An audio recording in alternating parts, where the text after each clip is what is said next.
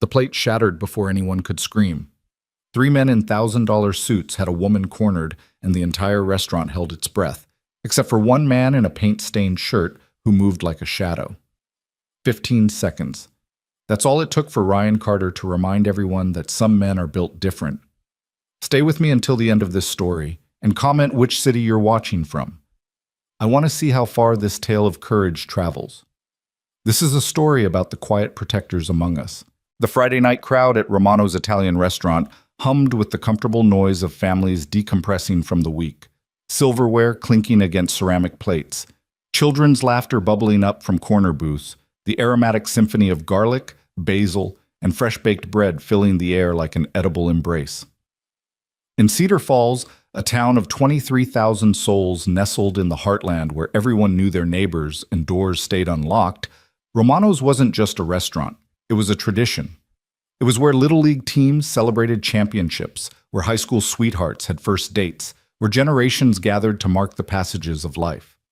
Ryan Carter sat in booth 7, the same booth he'd occupied every Friday night for the past 3 years, his broad shoulders slightly hunched over a checkered tablecloth that had seen better days. At 36, Ryan carried himself with the careful economy of movement that comes from years of discipline, though most people in Cedar Falls just saw a tired single dad in work clothes. His plumber's shirt, navy blue with Carter & Sons Plumbing, embroidered in fading red thread, bore the honest stains of a week spent under sinks and crawling through basements. Paint flecks dotted his forearms, remnants of helping old Mrs. Henderson repaint her kitchen that afternoon, because that's what you did in Cedar Falls when your elderly neighbor needed help. Across from him, 8-year-old Zoe Carter was lost in her own world, her small fingers wrapped around a purple crayon as she meticulously colored a drawing of what appeared to be a dragon wearing a tutu.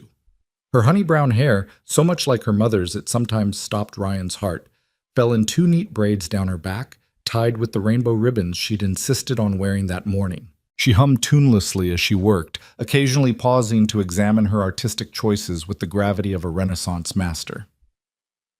"Daddy, do you think dragons can be ballerinas?" Zoe asked, without looking up, her voice carrying that particular blend of curiosity and absolute certainty that only 8-year-olds possess. Ryan felt the familiar tug in his chest, the one that came every time she called him Daddy, in that unselfconscious way, like he was her whole world. "I think dragons can be whatever they want to be, sweetheart," he replied, his voice rougher than he intended. 3 years since Sarah's death, and he still hadn't mastered the art of casual conversation without the weight of grief pressing down on his words. "That's what I thought," Zoe said matter-of-factly, returning to her work. "Mrs. Patterson said girls should be realistic about their dreams, but I don't think Mrs. Patterson has ever met a dragon." Ryan smiled despite himself. His daughter's 3rd-grade teacher was a 60-year-old institution at Cedar Falls Elementary, beloved for her traditional values and questionable for her limited imagination. "Mrs. Patterson probably has a point about some things, but I'm with you on the dragon ballerinas." The waitress appeared, Maria Gonzalez, Romano's fixture for 15 years, who knew every regular's order by heart and kept pictures of her 3 grandchildren in her apron pocket. "The usual, Ryan?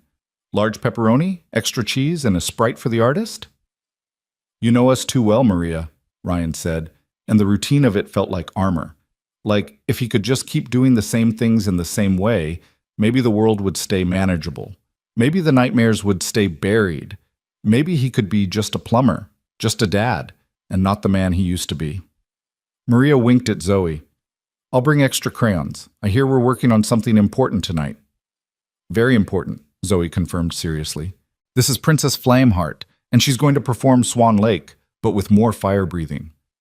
As Maria headed back toward the kitchen, Ryan let his gaze drift across the familiar landscape of Romano's. The Hendersons sat 3 booths down, celebrating their 40th anniversary with their children and grandchildren clustered around like satellites. Coach Morrison was at the bar, nursing his usual beer and probably replaying last night's basketball game in his mind. Cedar Falls High had lost by 2 points, a tragedy that would fuel coffee shop conversations for weeks. The Johnson twins, home from college, were attempting to recreate their teenage memories while their parents watched with indulgent smiles. This was the life Ryan had chosen. This was the life he'd fought for, the boring, beautiful ordinariness of it. The predictable rhythm of small-town Friday nights, where the biggest drama was usually someone's overcooked lasagna or the high school quarterback's latest romantic entanglement. He'd left the other world behind, the world of darkness and chaos, of split-second decisions and permanent consequences. The world where Ryan Carter wasn't a plumber, but a weapon, honed and deployed in places that didn't appear on maps, against enemies who existed in the shadows between official acknowledgement and complete denial. 8 years as a Navy SEAL, 4 deployments, missions he couldn't discuss with anyone who hadn't signed the same blood-inked contracts with fate.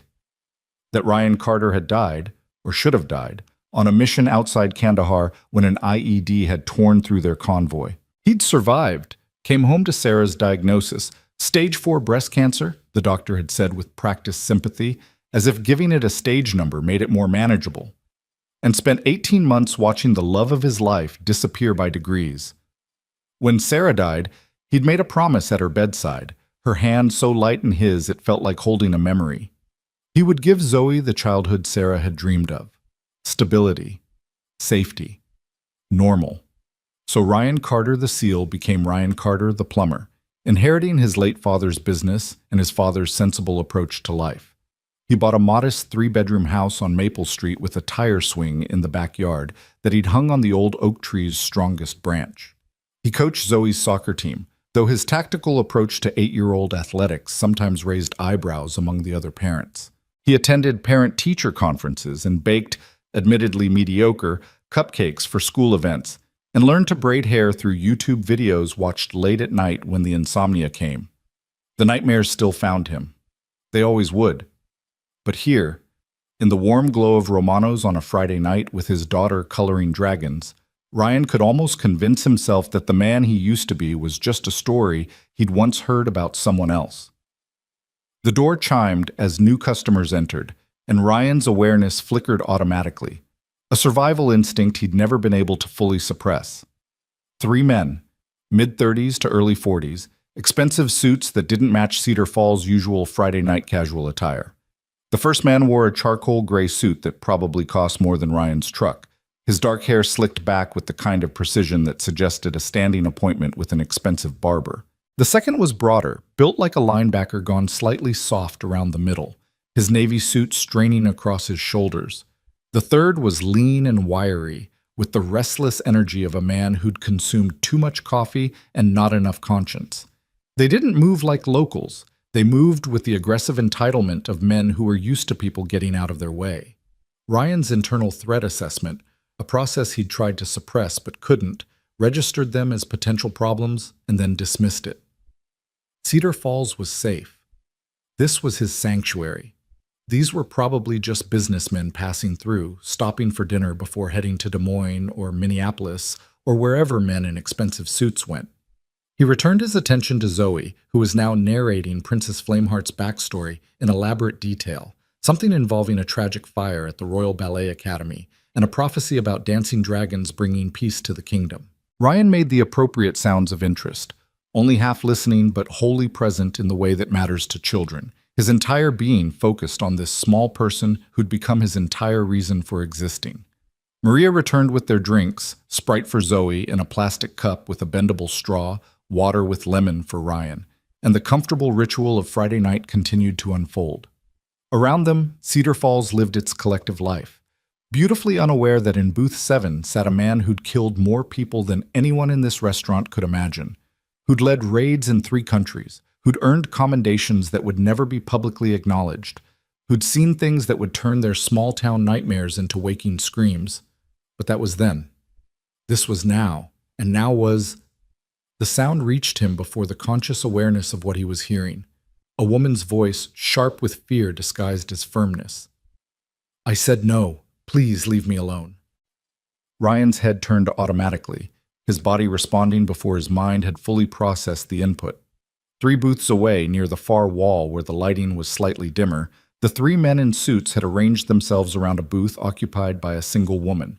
She was mid-30s, Hispanic, with dark hair pulled back in a professional bun, wearing a blazer and slacks that suggested she'd come straight from an office. Her laptop was open in front of her, papers spread across the table. The setup of someone who'd chosen a restaurant booth as a temporary office because sometimes that was easier than going home to an empty apartment. The woman's posture was rigid, her hands visible on the table in a carefully non-threatening position, but her eyes, even from this distance, Ryan could read the calculation in her eyes, the trapped animal weighing its options. "Ms. Martinez," the man in the charcoal suit said, his voice carrying just enough to reach Ryan's ears. His tone was friendly, but it was the kind of friendly that came with teeth. "We're just trying to have a conversation. Our employer is a reasonable man. He's prepared to make a very generous offer." "I don't negotiate in restaurants," the woman, Martinez, replied, her voice steady despite the fear Ryan could detect underneath. "If your employer wants to discuss settlement terms, he can contact me through proper legal channels during business hours." The broader man leaned in closer, his hand coming to rest on the back of her booth seat, a gesture that was technically non-threatening but functionally a cage. "See, that's the thing. Our boss, he feels like maybe you're not taking his generous nature seriously. Maybe you need some help understanding the situation." Ryan's hand tightened around his water glass. Around him, Romano's continued its oblivious Friday night performance. The Hendersons were laughing at something their grandson said. Coach Morrison was arguing with the bartender about a referee's call. The ambient noise that had felt comforting 30 seconds ago now felt like static obscuring something important. "Daddy?" Zoe's voice cut through his focus. "Are you okay? You're making your thinking face." Ryan forced himself to breathe, to smile at his daughter. "I'm fine, sweetheart. Just remembered something I need to do at work Monday." The lie tasted familiar, shaped by years of practice. Sarah had always known when he was lying, but Zoe was 8, and 8-year-olds could still be protected with careful untruths. He tried to turn back to his daughter, to force himself to be present in this moment, to remember his promise to Sarah. This wasn't his problem. He'd left that life behind. Cedar Falls had police, good people who could handle a situation if it escalated. His job was to be Zoe's father, not to be the man who fixed problems with violence. But his peripheral vision kept that booth in constant awareness. The 3 men hadn't left. If anything, they'd moved closer, their body language shifting from aggressive friendliness to something darker. The lean, wiry one had positioned himself to block Martinez's exit from the booth. The broader man's hand had moved from the back of the seat to the table itself, his fingers drumming in a pattern that Ryan recognized from 1,000 interrogations he'd witnessed or conducted, the false casualness of someone preparing to escalate. "Miss Martinez," the charcoal suit continued, "you're making this harder than it needs to be. We know where your office is. We know about your apartment on 7th Street. We know you like to go running at Grant Park every morning at 6. We're just trying to help you understand that some cases aren't worth pursuing. Some fights, you can't win." The threat was naked now, stripped of any pretense of professional courtesy. Ryan watched Martinez's hands. They'd moved from the table to her lap, probably clutching her phone. Her eyes darted toward the front of the restaurant, calculating distances, exit routes, help that might or might not come. And still, Romano's hummed on, oblivious. Because this was Cedar Falls, where bad things didn't happen, where men in expensive suits didn't threaten lawyers in family restaurants, where the monsters stayed in movies and bedtime stories and faraway places that good people didn't have to think about. Ryan's heartbeat had slowed, dropping into that strange calm that always preceded action. It was happening again. The transformation he'd fought against for 3 years. His breathing became measured, automatic. His awareness expanded, cataloging everything. The positions of every person in the restaurant, the exits, the potential weapons, a steak knife at the next table, a wine bottle at the bar, his own body, always his own body. The angles of attack and defense, the timing required to neutralize 3 threats before they could respond. No. He pressed his palms flat against the table. No. That wasn't who he was anymore. He was Ryan Carter, plumber, single dad, coach of the worst 8 and under soccer team in Cedar Falls history. He was the man who helped Mrs. Henderson paint her kitchen and baked mediocre cupcakes and struggled with his daughter's math homework. He wasn't— "Please," Martinez said, her voice cracking slightly. "Just leave me alone." The broad man laughed, low and ugly. "Or what? You gonna call the cops in this little hick town? You think that matters? You think... His hand shot out, grabbing Martinez's wrist. Not hard enough to leave marks that would photograph well, but hard enough to hurt. Hard enough to terrify. Martinez tried to pull away, but his grip tightened. The charcoal suit leaned in closer, his voice dropping to a harsh whisper that carried clearly to Ryan's enhanced hearing. You have until Monday to drop the Castellanos case, or we stop being nice. And trust me, lawyer lady, you don't want to see us when we're not nice. Something broke inside Ryan Carter, or maybe something that had never fully healed finally snapped back into place. He stood. The movement was smooth, unhurried, drawing no attention. Zoe looked up, her crayon paused mid-stroke. Daddy? Stay here, sweetheart, Ryan said, his voice calm, the same tone he used when telling her it was time for bed or that she needed to finish her vegetables. I'll be right back. Don't leave the booth. Okay, Zoe said, confusion flickering across her face, but trusting him the way children trust their parents, absolutely and without question. Ryan crossed the distance between booth 7 and Martinez's booth in 6 strides. He didn't run. He didn't hurry. He simply moved with the fluid economy of someone who'd spent thousands of hours learning how to move through space with maximum efficiency. The 3 men were so focused on Martinez they didn't notice him until he was already there, close enough that his shadow fell across their expensive suits. Gentlemen, Ryan said, his voice friendly, conversational, with just a hint of that Midwestern neighborliness that Cedar Falls expected from its residents. I couldn't help but notice the lady asked you to leave her alone. Maybe you didn't hear her. The charcoal suit turned, annoyance flashing across his face before being replaced with dismissive assessment. He saw what everyone in Cedar Falls saw. A plumber in dirty work clothes, probably uneducated, definitely not a threat. Just another small-town nobody playing hero. This is a private conversation, friend. Why don't you go back to your dinner? Can't do that, Ryan replied, his tone apologetic, but his body language shifting in ways these men couldn't read but would feel. His weight settled into his stance, his center of gravity dropping slightly, his hands hanging loose at his sides but positioned for instant response. You see, my daughter's sitting right over there, and I'm trying to teach her about respect and treating people right. Having you 3 intimidate this lady, that's not setting a good example. The broad man released Martinez's wrist and stood, using his size as an argument. He had 4 inches and probably 60 pounds on Ryan. In his world, that had always been enough. You need to walk away, plumber boy, before you get hurt. Ryan felt the familiar coldness settling over him, the emotional distance that allowed him to do what needed to be done. He'd tried to avoid this. He'd given them a chance to walk away. But some men only understood one language, and Ryan was catastrophically fluent in violence. Last chance, Ryan said softly. Leave the lady alone. Walk out. We all forget this happened. The lean, wiry man laughed, a sharp bark of derision. You got a death wish, Hick? There's 3 of us and 1 of you, and we're not the kind of people you want to... What happened next took exactly 15 seconds. To the rest of Romanos, absorbed in their own Friday night worlds, it was sudden chaos. To Ryan, it unfolded in the crystalline slow motion of pure training and muscle memory. The broad man moved first, telegraphing his punch with the obviousness of someone who'd won most fights through intimidation and size rather than skill. Ryan didn't block the punch.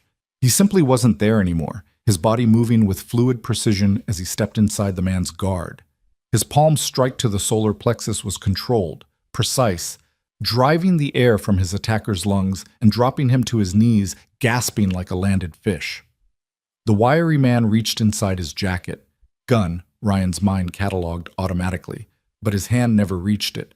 Ryan's kick to the outside of his knee was measured to injure but not permanently damage, just enough force to buckle the joint and send him crashing into the table. The laptop clattered to the floor. A water glass shattered. Marinara sauce from someone's abandoned plate of spaghetti painted an abstract pattern across expensive suit fabric. The charcoal suit was faster, smarter, pulling a tactical baton from his waistband and swinging it in an arc that would have fractured Ryan's skull if it had connected. But Ryan wasn't there. He caught the man's wrist mid-swing, applied pressure to 3 specific points that turned the hand nerveless, and the baton clattered to the floor. A quick sweep took the man's legs out from under him, And then Ryan had him pinned against the booth, one arm locked behind him at an angle that promised agony if he moved. "Federal offense to threaten an officer of the court," Ryan said conversationally. His breathing barely elevated despite having neutralized 3 threats in the time it took most people to comprehend what was happening. "Also federal offense to cross state lines to commit intimidation. Want to guess how many laws you gentlemen just broke?" Romanos had gone silent. Every conversation stopped. Every head turned. The Hendersons stared with their forks frozen halfway to their mouths. Coach Morrison had straightened at the bar, his beer forgotten. Maria stood near the kitchen entrance with a tray of food suspended in her shocked grip. Martinez had pressed herself back into the corner of her booth, her eyes wide with a complex mixture of fear, shock, and something that might have been recognition. She was staring at Ryan like she was seeing him, really seeing him, in a way that made him deeply uncomfortable. "You—" The charcoal suit started, but Ryan increased the pressure on his arm just slightly, and the words dissolved into a grunt of pain. "I'm going to let you and your friends get up," Ryan said calmly. "You're going to walk out that door. You're going to get in whatever car you came in, and you're going to drive back to wherever you came from. And you're never going to come near Miss Martinez again. We clear?" "You have no idea who you're—" "Crystal clear," Ryan interrupted, his voice dropping to a register that carried absolutely no warmth, no humanity, the voice of a man who'd delivered final warnings to enemies in a dozen languages across 3 continents. "Because if I see you again, if I hear you came back, if Miss Martinez so much as mentions your names in connection with anything that makes her uncomfortable, I will find you, and you will discover that there are worse things than federal prison. Are we understanding each other?" The charcoal suit's face had gone pale. Something in Ryan's voice, in his eyes, had communicated what mere physical dominance couldn't, that this man was genuinely, catastrophically dangerous. "We understand," he managed. Ryan released him, stepped back, his hands returning to his sides but his body still coiled, ready. The 3 men scrambled to their feet with varying degrees of coordination. The broad man was still struggling to breathe normally. The wiry man's knee gave out once, forcing him to grab the table for support. The charcoal suit's right hand hung useless at his side, the nerves still screaming. They limped toward the exit, their expensive suits disheveled and sauce-stained, their dignity left somewhere on Romano's floor amid the broken glass and scattered papers. The entire restaurant watched them go in stunned silence. The door chimed as they pushed through it, and then they were gone, leaving behind only the settling dust of violence and the lingering electricity of potential disaster averted. Ryan turned to Martinez. "Are you okay, ma'am?" She nodded slowly, still staring at him with those 2 knowing eyes. Yes. Thank you. You didn't have to—" "Yes, I did," Ryan said simply. He bent down, gathering her scattered papers with careful hands, stacking them neatly and placing them back on her table. His movements were gentle now, utterly at odds with what those same hands had done 15 seconds ago. "You might want to file a police report. I'll give a statement if you need one." "Who are you?" Martinez asked, her voice carrying something beyond simple curiosity. "That wasn't— people don't move like that. Those weren't normal reflexes. You're just a concerned citizen," Ryan interrupted, forcing a smile that probably looked wrong, too mechanical. "Really, I'm nobody. Just, my daddy was in the Navy." The voice cut through the silence like a bell, clear and proud and completely, devastatingly innocent. Zoe had climbed out of booth 7 and was standing a few feet behind Ryan, her purple crayon still clutched in one hand, her drawing of Princess Flameheart in the other. Her face showed no fear, no shock, just simple pride in her father, because in her 8-year-old understanding, Daddy had helped someone who needed help, and that's what good people did. Every eye in Romano's turned to Zoe, then back to Ryan. He could see the recalculation happening in their faces, the pieces clicking into place, the controlled violence, the precision, the way he'd moved. Navy. Of course. Suddenly the quiet plumber made a different kind of sense, though none of them could know exactly what kind of Navy, what kind of service, what kind of man stood among them in paint-stained work clothes. Ryan's throat tightened. He wanted to rewind the last 3 minutes, to go back to the moment before he'd stood up, to choose differently. But Zoe was looking up at him with absolute trust, and Martinez was safe, and maybe that had to be enough.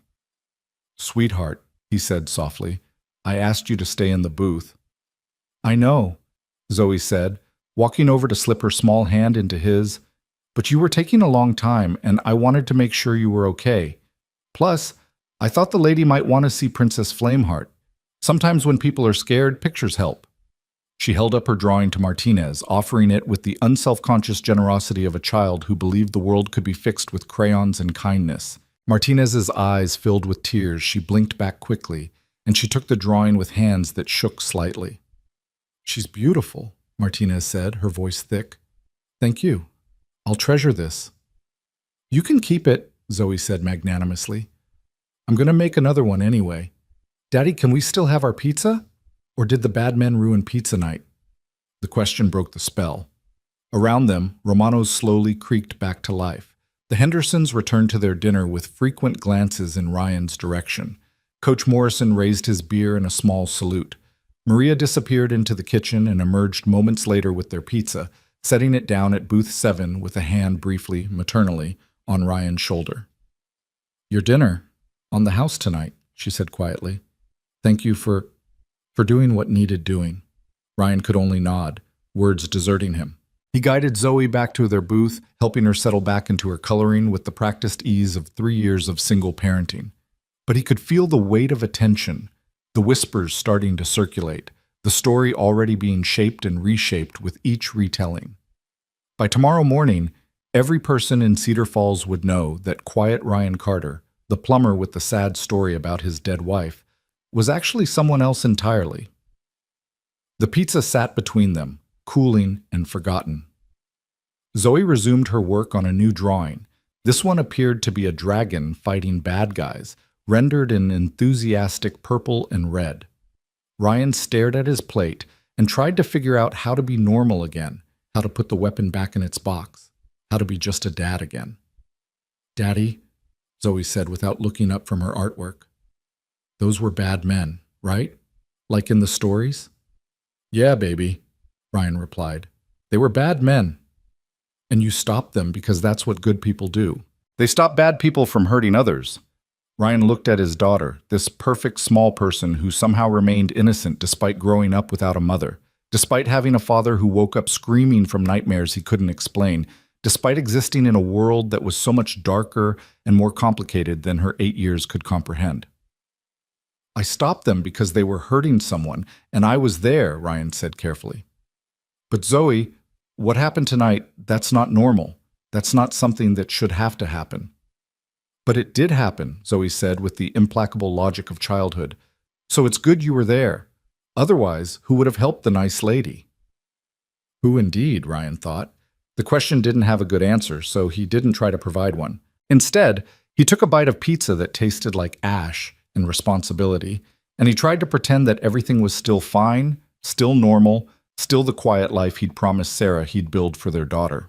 Martinez approached their booth 10 minutes later, after the initial shock had settled and Romano's had attempted to return to its regularly scheduled Friday night programming.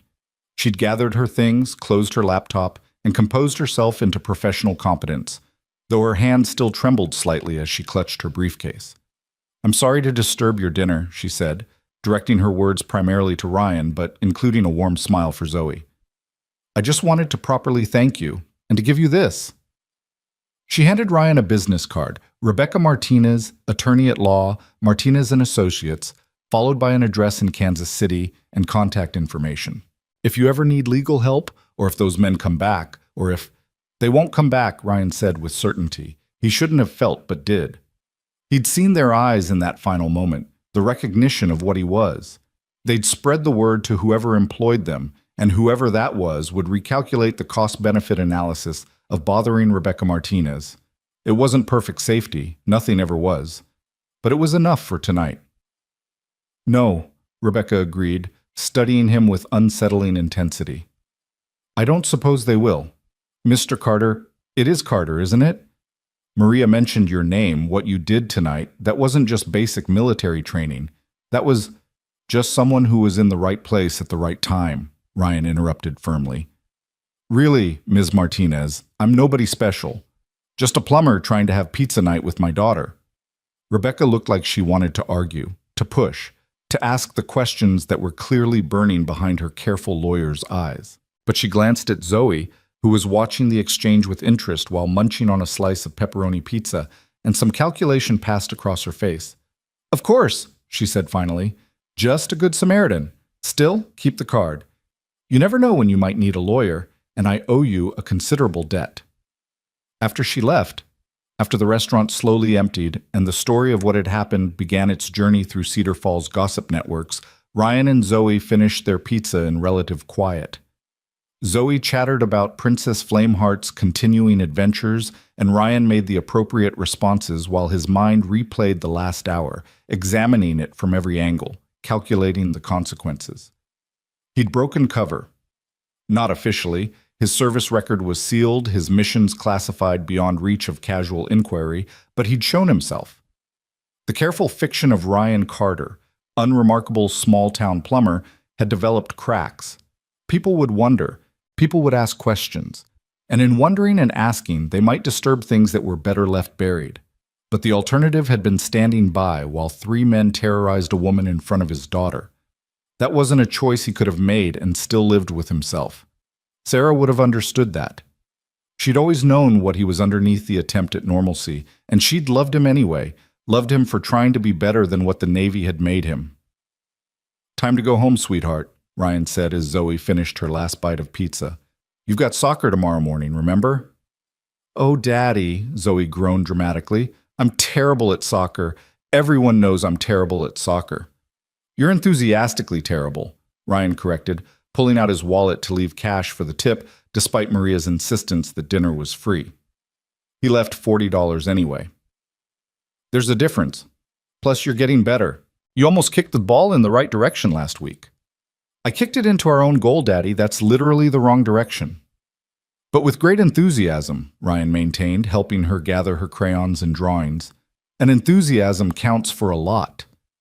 They walked out into the cool October evening. Cedar Falls spread around them in comfortable darkness broken by streetlights and the warm glow of windows. The town looked the same as it had when they'd arrived 2 hours ago, but something fundamental had shifted. Ryan could feel it in the way people's eyes had followed them out, in the weight of new knowledge settling over his carefully constructed anonymity. In his truck, an 11-year-old Ford with paint cans rattling in the bed and Zoe's booster seat secured in the back, Ryan paused before starting the engine. Through the windshield, Romano's glowed like a beacon, families visible through the windows, continuing their Friday nights as if the world was still safe and simple and manageable. "Daddy," Zoe said from the back seat, her voice small in the darkness, "are the bad men going to come back for you because you hurt them?" The question drove a spike of cold fear through Ryan's chest. This was what he'd been trying to avoid, not just the violence itself, but the knowledge of violence entering his daughter's world. "No, baby," he said firmly. "They're not coming back, I promise." "How do you know?" "Because I saw their eyes," Ryan thought. "Because I showed them what I am, and they understand now that coming after me would be suicide. Because in that world I left behind, reputation matters, and word travels fast. And they'll tell whoever sent them that the lawyer has a guardian angel who knows how to hurt people efficiently and without remorse." But he couldn't say that to his 8-year-old daughter, so instead he said, "Because bad men are really just scared men, and once they understand that they can't scare you, they go find easier targets. They won't bother the nice lady anymore either." "Good," Zoe said, satisfied. "I liked her. She said my drawing was beautiful." Ryan started the truck, and they drove home through streets he knew by heart, past houses belonging to people whose biggest secrets were affairs and tax evasion and the ordinary sins of ordinary people living ordinary lives. He pulled into their driveway, helped Zoe out, and they walked together up to their modest house with its tire swing and its ordinary facade hiding the extraordinary truth of what lived inside. Bath time, story time, bedtime. The familiar rituals that anchored Ryan's existence, that reminded him why he'd walked away from the other life. Zoe's eyelids were drooping by the time he finished reading Chapter 7 of their current book, something involving a girl wizard and a magical school, and he kissed her forehead gently. "I love you, baby," he whispered. "Love you too, Daddy," she murmured, already half asleep. "You're a good man. Even when you're scary, you're good." The words settled into his chest like stones as he left her room, pulling the door almost but not quite shut the way she liked it. Downstairs, in his kitchen with its aging appliances and its pictures of Sarah smiling from every wall, Ryan poured himself a bourbon he didn't drink and stood at the window looking out at his backyard, at the tire swing moving slightly in the night breeze. His phone buzzed, a text from an unknown number. "Thank you again. If you ever need anything, I mean it. Rebecca Martinez." Ryan almost deleted it, almost blocked the number, almost reinforced the walls he'd built around this new life. But something stopped him. Maybe the memory of her eyes, too knowing and too afraid. Maybe the recognition that some people carried burdens that casual intervention couldn't fix. Maybe just the exhausted acknowledgement that tonight had changed things in ways he couldn't fully control. He saved the number instead and finally drank the bourbon, letting it burn away the adrenaline, the muscle memory, the ghost of who he used to be. Outside, Cedar Falls slept peacefully, protected by ordinary men and women doing ordinary jobs, and by at least one extraordinary man trying desperately to be ordinary. Trying and failing, and maybe, just maybe, that failure was its own kind of purpose. Ryan Carter went to bed that night knowing that his quiet life had developed cracks. What he didn't know, couldn't know, was that Rebecca Martinez would return.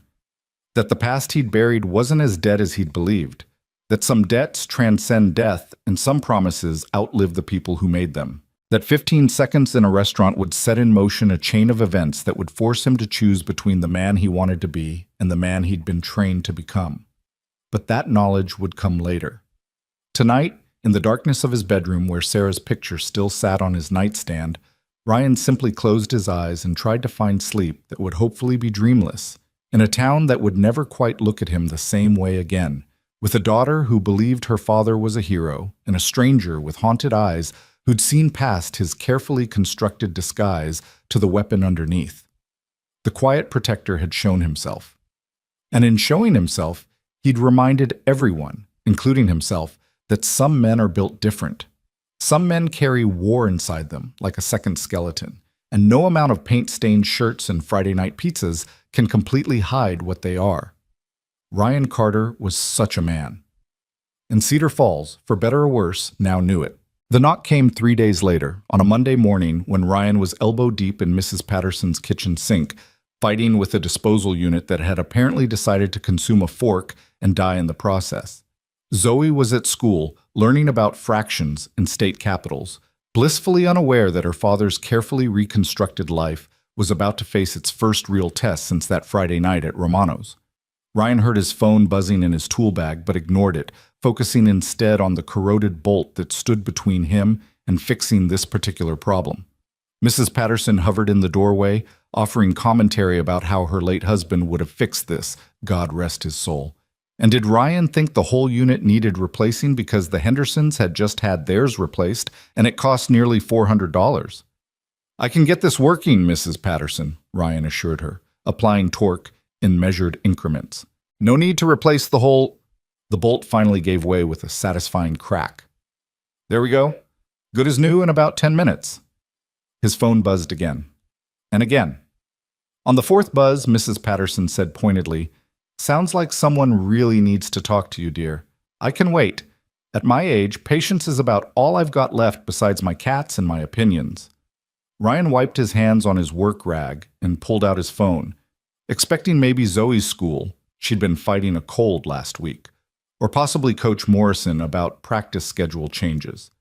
What he found instead were 4 missed calls and 3 text messages, all from the number he'd saved as Rebecca Martinez. The texts were brief, increasingly urgent. "Mr. Carter, I need to speak with you. It's important. Please call me when you get this. It's about Friday night. I'm in Cedar Falls. Can we meet? It's urgent." Ryan's jaw tightened. He'd spent 3 days watching his life return to something approximating normal, fielding questions from neighbors and parents at soccer practice with careful non-answers, letting the story of Friday night settle into town legend without feeding it additional fuel. The last thing he needed was the woman at the center of that story showing up to resurrect it. He texted back, "Working. Can this wait?" The response came in seconds. "I'm parked outside your house. I'll wait. This is about your service record and the men from Friday. You need to hear what I know. The word service record hit Ryan like ice water. His service record was sealed, buried under classifications and need-to-know restrictions that should have made it inaccessible to civilian lawyers from Kansas City. If Rebecca Martinez had somehow accessed it, that meant she had connections, resources, and a level of determination that transformed her from grateful victim to potential threat. Mrs. Patterson, Ryan said, his voice calm despite the adrenaline starting to move through his system. I need to run home for about 30 minutes. Emergency with my daughter's school. I'll come back and finish this up. No charge for the interruption. Mrs. Patterson's expression suggested she knew he was lying, but had decided to grant him the courtesy of pretending otherwise. You go take care of what you need to take care of, Ryan. The disposal can wait. Some things can't. 20 minutes later, Ryan pulled into his driveway to find a silver Lexus sedan parked at the curb, looking as out of place on Maple Street as a diamond in a toolbox. Rebecca Martinez sat in the driver's seat, dressed in a charcoal gray suit that probably cost more than his monthly mortgage, her dark hair pulled back severely, professional armor firmly in place. She looked like she hadn't slept well since Friday, shadows under her eyes that makeup couldn't quite conceal. Ryan approached the car and she got out, extending her hand with formal courtesy. Mr. Carter, thank you for seeing me. I know I should have called ahead properly, but how did you get my address? Ryan interrupted, not taking her hand. And what did you mean about my service record? Rebecca's professional composure cracked slightly. Can we talk inside? This isn't a conversation for the street. Please. I drove 3 hours because what I need to tell you can't wait, and it definitely can't be said where neighbors might overhear.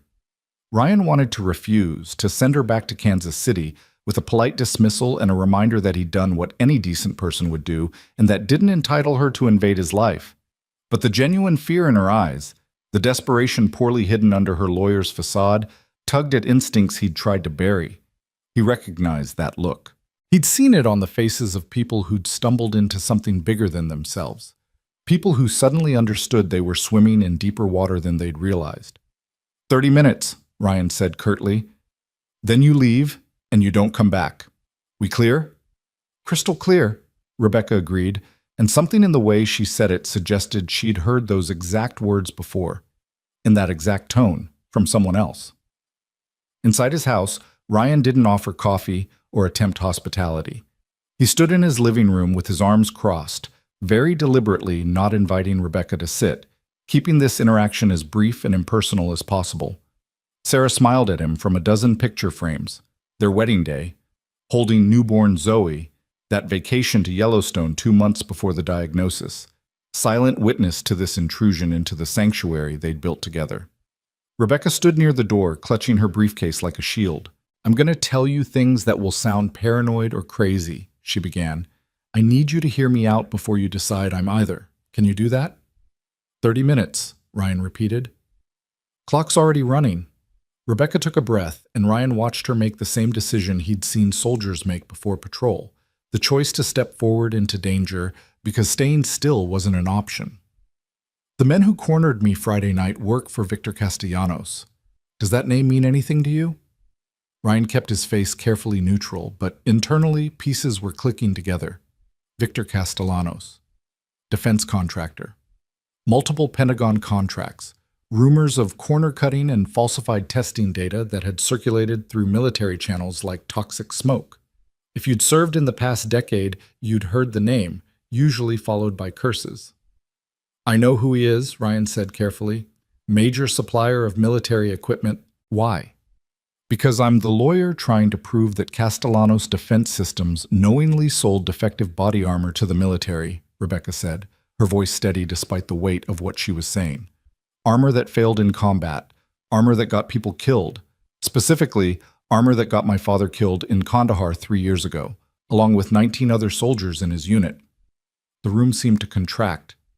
Kandahar. 3 years ago. Ryan's mind raced through memories he'd tried to lock away, missions and operations and the geography of war.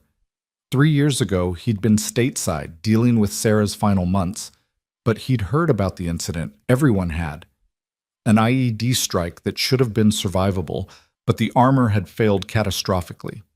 20 dead Marines, investigation launched, and then quietly buried under national security classifications. "I'm sorry about your father," Ryan said, and meant it. "But I still don't understand what this has to do with me, or why you're here, or how you got my address and information about my service." Rebecca's hand tightened on her briefcase. 3 days ago, I would have told you the same thing, that this had nothing to do with you, that you were just a good Samaritan who happened to be there when I needed help. But then I did what lawyers do. I investigated. I started asking questions about the man who'd taken down 3 trained enforcers in 15 seconds without breaking a sweat. And what I found, she paused, choosing her words carefully. Ryan Carter, plumber, single father, moved to Cedar Falls 3 years ago. Before that, Navy service, but all the details are sealed under classifications that shouldn't exist for ordinary sailors. No social media presence, no digital footprint beyond the absolute minimum. A ghost who suddenly materialized in small-town Iowa with a daughter and a dead wife and a very specific set of skills. Ryan's expression went cold. "You had no right to dig into my life." "You're right," Rebecca agreed immediately. "Under normal circumstances, I'd agree completely. But these aren't normal circumstances. Because when I started looking into you, other people noticed. Specifically, Victor Castellanos noticed. Or rather, his intelligence network noticed. And this morning, I received a very clear message through an intermediary. Drop the case, or everyone I care about will suffer, starting with the helpful plumber who stuck his nose where it didn't belong." The threat crystallized the situation instantly. Ryan moved to his front window, scanning the street with trained eyes. Everything looked normal. Mrs. Henderson walking her terrier, the mailman making his rounds, kids riding bikes home from school. But normal was exactly what surveillance teams aimed for. If Castellanos had the resources Rebecca was implying, they could be watching right now. "You led them right to me," Ryan said quietly, the anger he felt bleeding into his voice despite his efforts at control. "You drove here, in your own car, probably without checking if you were being followed. You brought this to my doorstep." Rebecca's face paled. I didn't think. I was careful. I made sure no one—" "Careful isn't the same as trained," Ryan cut her off. "If Castellanos has the kind of operation you're describing, careful doesn't matter. They have your phone tracked, your car tagged, probably your credit cards monitored. Coming here was the worst possible move you could have made." "Then I'm sorry," Rebecca said, and now there were tears threatening behind her professional composure. "I'm so sorry, but I didn't know where else to go. My father died because Victor Castellanos sold defective armor and covered it up. I have evidence. Documents he died getting out of a classified facility, test results that prove the armor failed specifications, emails showing Castellanos knew and sold it anyway. 20 Marines died, Ryan. 20 men and women who trusted that the equipment they wore would protect them, and Castellanos made $40 million. Ryan closed his eyes, fighting against the pull of old loyalties, old obligations. This wasn't his fight. He'd left that world behind. His duty now was to Zoe, to the quiet life, to the promise he'd made Sarah. Getting involved in a case against a major defense contractor with the resources to threaten federal witnesses was the opposite of keeping his head down and protecting his daughter.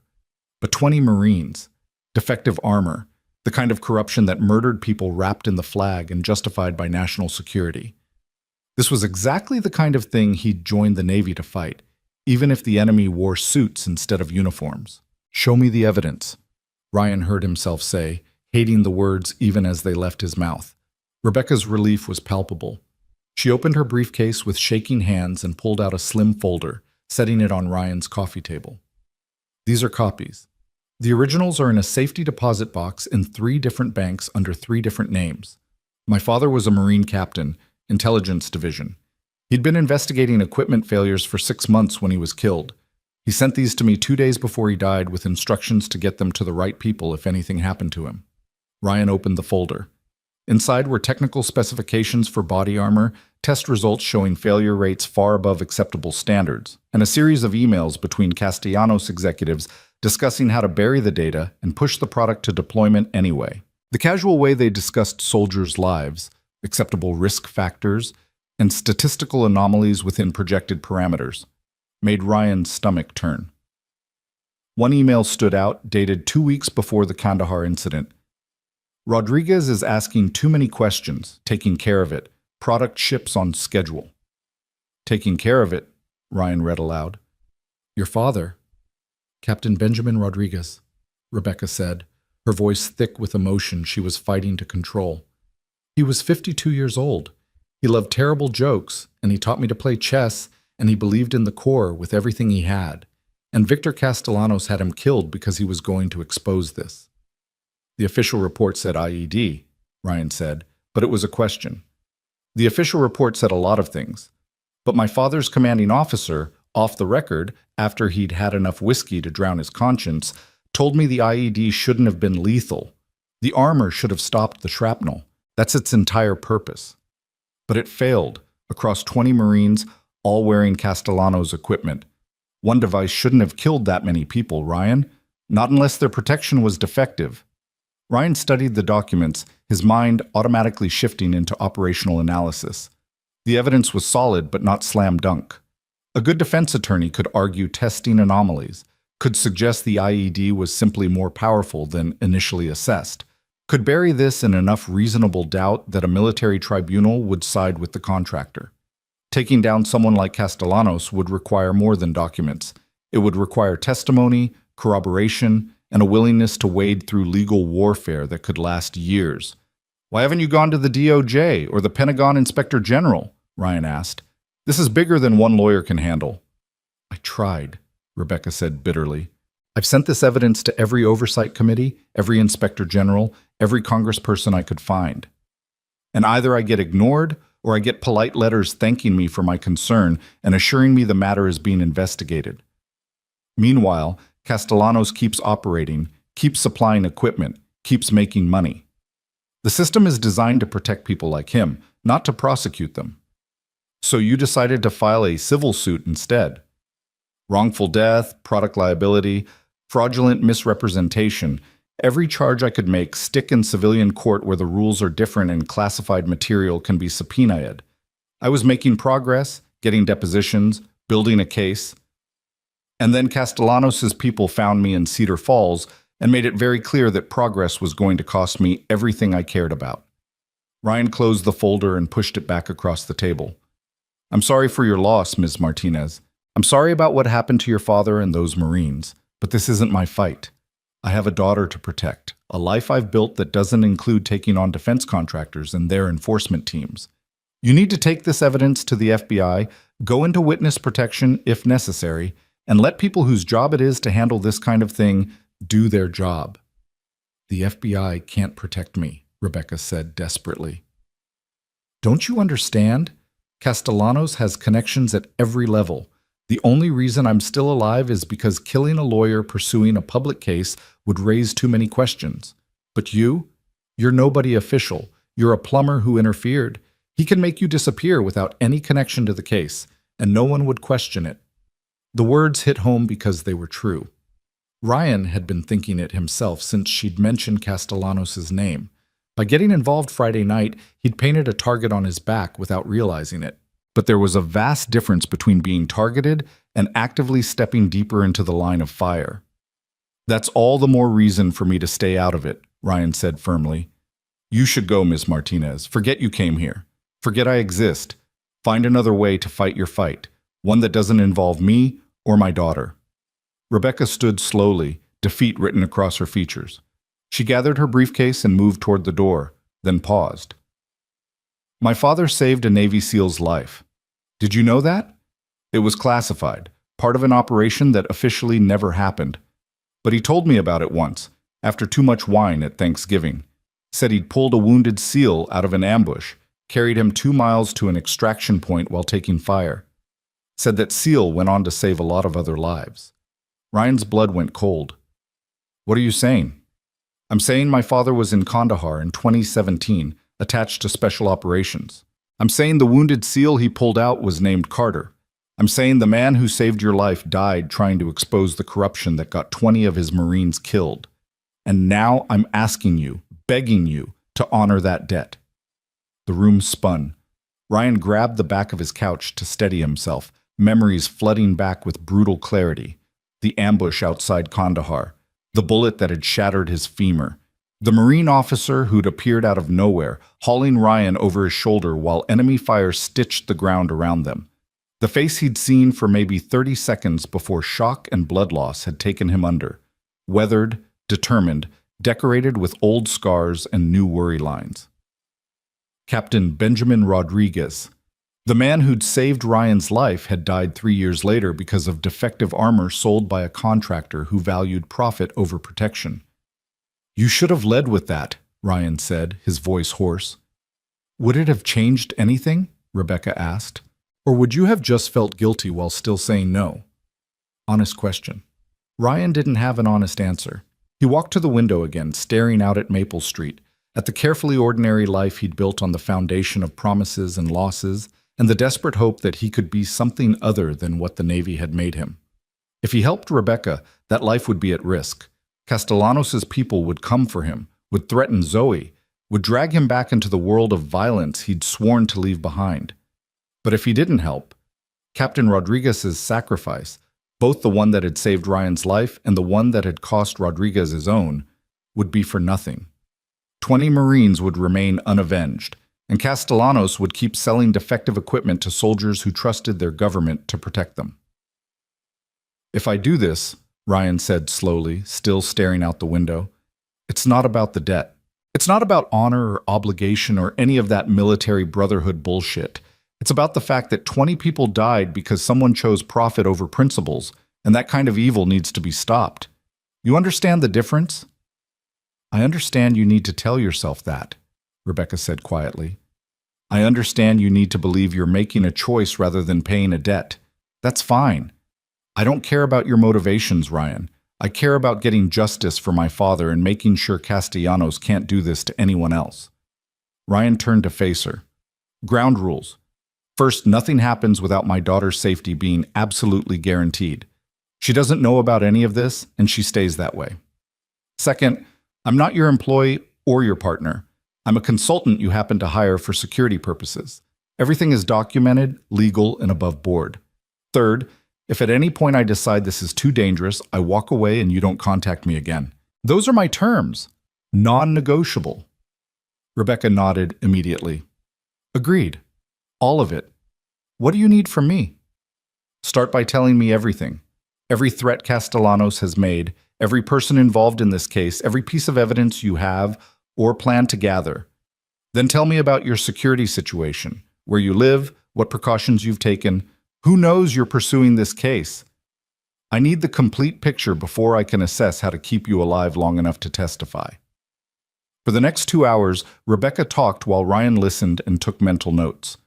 The picture she painted was grimmer than he'd hoped.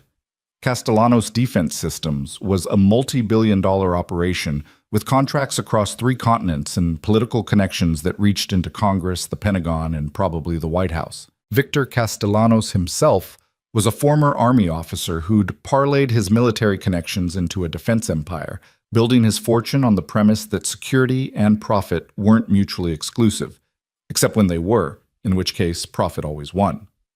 The armor in question, the Centurion Series 3 tactical vest, had been rushed through testing to meet a Pentagon deadline.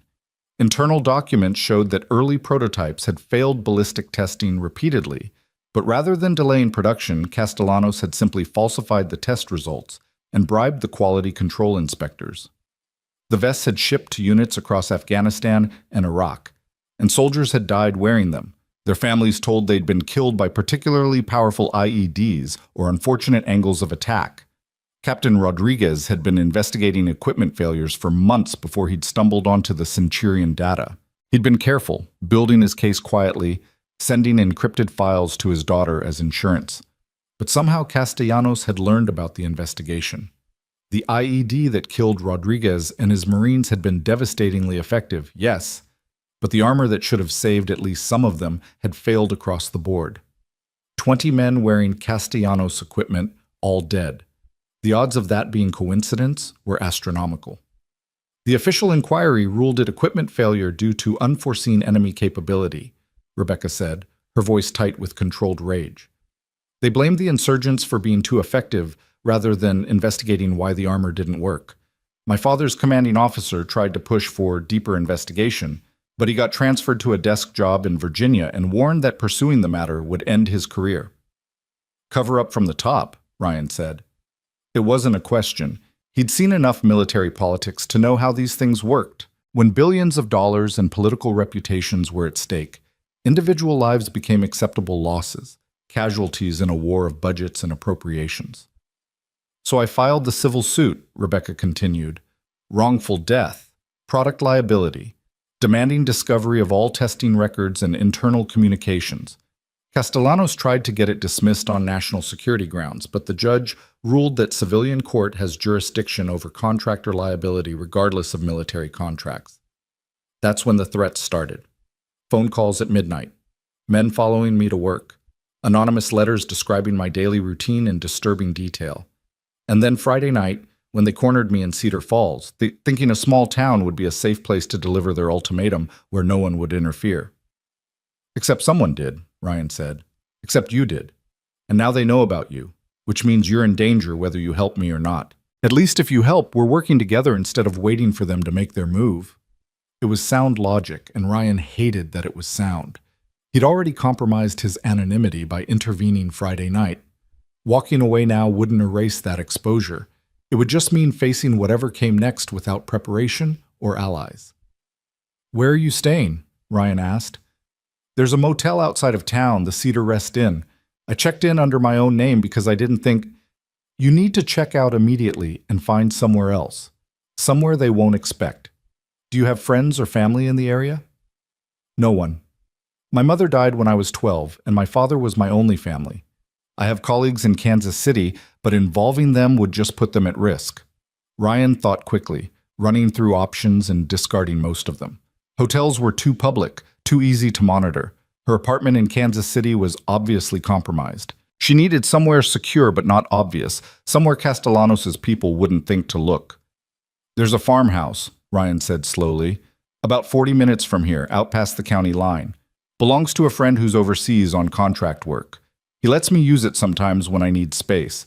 It's remote, defensible, and not connected to either of us in any obvious way. You can stay there while we figure out next steps. Are you sure? I don't want to impose. You're already imposed, Ryan cut her off. The question is whether we handle this smart or stupid. Staying at a motel under your own name while defense contractor hit squads are looking for you is stupid. The farmhouse is at least smart adjacent. Grab your things from the motel, pay cash, and meet me there in 2 hours.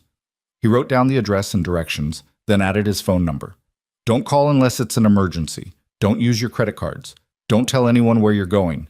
If you see anything suspicious, anyone following you, call me immediately and abort. Find a police station and wait there. Understand? Rebecca took the paper with shaking hands. I understand. And Ryan, thank you. I know you didn't want this, didn't ask for any of this, but thank you. After she left, Ryan stood in his living room surrounded by pictures of his dead wife and thought about promises. About the ones we make and the ones that get made for us by circumstances and debt, and the ghost of a Marine captain who'd pulled a wounded SEAL out of an ambush 8 years ago. He thought about Zoe, about how to explain potential danger without terrifying her, about how to protect her while honoring an obligation he hadn't known he'd been carrying. Finally, he pulled out his phone and made a call he'd hoped never to make again. The voice that answered was rough, aged by hard living and harder choices, but immediately familiar. Carter? That really you? Thought you'd gone full civilian. Hey, Gunderson. Yeah, it's me. I need a favor. Sergeant Major Tom Gunderson had been Ryan's team leader for 3 years, the kind of operator who'd seen every ugly corner of the world and somehow maintained both his sanity and his sense of humor. He'd retired 6 months before Ryan, settling in Montana with his wife and a small ranch, where he raised horses and pretended the nightmares weren't as frequent as they actually were. Must be some favor if you're calling after 3 years of radio silence, Gunderson said. What do you need? Background on Victor Castellanos, Castellanos Defense Systems, everything you can get from your contacts, military, intelligence, anything off the record. There was a long pause. Castellanos? Christ, Carter, what have you gotten yourself into? That man's connected 6 ways to Sunday. Word is he's got people in places you don't even know exist. Which is why I need information. Can you help or not? Another pause, then a sigh. Yeah, I can help. Give me 24 hours. But Carter, be careful with this one. Castellanos isn't just another corrupt contractor. He's the corrupt contractor. The one everyone knows about, but no one touches, because touching him means your career ends at best and your body gets found in a ditch at worst. Noted. And Gunderson? Thanks. Don't thank me yet. I haven't told you what this favor's gonna cost. Ryan smiled despite himself. Send me a bill. He ended the call and looked at the clock. 3:15. Zoe would be out of school in 45 minutes. He needed to pick her up, act normal, maintain the carefully constructed routine that kept her world stable and safe. Then tonight, after she was asleep, he'd need to drive out to the farmhouse and make sure Rebecca had arrived safely, that she understood the security protocols, that she wasn't leading Castellanos' people straight to another location that would need defending. His peaceful life had lasted exactly 3 years, 2 months, and 17 days. Now it was ending, not with dramatic finality, but with the slow erosion of carefully maintained fiction. Ryan Carter, the plumber, was giving way to Ryan Carter, the SEAL, and the worst part was how natural the transition felt, how easily he slipped back into old patterns of thinking and operating. This was what Sarah had feared, what she'd made him promise to avoid. But Sarah wasn't here, and Captain Rodriguez was dead, and 20 Marines deserved justice even if pursuing it meant breaking promises to ghosts and endangering the careful peace he'd built. Ryan grabbed his keys and headed for Zoe's school, trying to figure out how to explain to an 8-year-old that their quiet life was about to become complicated without explaining any of the details that would terrify her. Maybe he couldn't. Maybe the best he could do was maintain the illusion of normalcy for as long as possible. Let her keep believing the world was safe, and her father was just a plumber who sometimes had to work late. Maybe that was the best any parent could do, protect their children from the truth until the truth became unavoidable, and then protect them from the consequences of that truth with everything you had. As Ryan drove toward Cedar Falls Elementary, past the familiar landmarks of his adopted home, he caught his reflection in the rearview mirror and saw both versions of himself looking back, the tired single dad and the combat operator, the man who wanted peace and the man who was catastrophically good at war. Captain Rodriguez had saved his life. Now Rodriguez's daughter needed saving. The debt was clear, the obligation unavoidable. Ryan just hoped that when this was over, if they survived it, there would still be enough of Ryan Carter, the plumber, left to rebuild what Ryan Carter, the SEAL, was about to destroy. 3 years of peace. It had been a good run. Now the war had found him again, dressed in expensive suits and carrying briefcases full of damning evidence and old obligations. And Ryan Carter, despite his best intentions and careful planning and promises to the dead, was going to war one more time. For Captain Benjamin Rodriguez. For 20 dead Marines. For justice that should have been delivered through proper channels but wouldn't be because the system was designed to protect men like Castellanos. And maybe, though he wouldn't admit it even to himself, for the part of him that had never really left the battlefield, that had been sleeping restlessly beneath the surface of ordinary life, waiting for a reason to wake up. That reason had arrived in a silver Lexus, carrying evidence of corruption and asking for help he couldn't refuse. The quiet protector was quiet no longer. In Cedar Falls, Rebecca Martinez and Victor Castellanos were all about to learn exactly what that meant. The farmhouse sat at the end of a gravel road that hadn't seen maintenance in at least 5 years, surrounded by 70 acres of dormant cornfield and the kind of isolation that could be either peaceful or ominous, depending on your state of mind. Ryan pulled up just after 8 that evening, his headlights cutting through darkness so complete it felt like driving into oblivion. Rebecca's Lexus was parked near the barn, already covered with a tarp he'd told her to bring, making it less visible from the air or from anyone who might come looking. He'd left Zoe with Mrs. Henderson, spinning a story about emergency plumbing work in Des Moines that would keep him out late. Zoe had accepted it without question, because that was what 8-year-olds did when their father had never given them reason to doubt, and the trust in her eyes had felt like swallowing glass. Every lie he told her in the name of protection was another brick in a wall he was building between who he was and who she thought he was.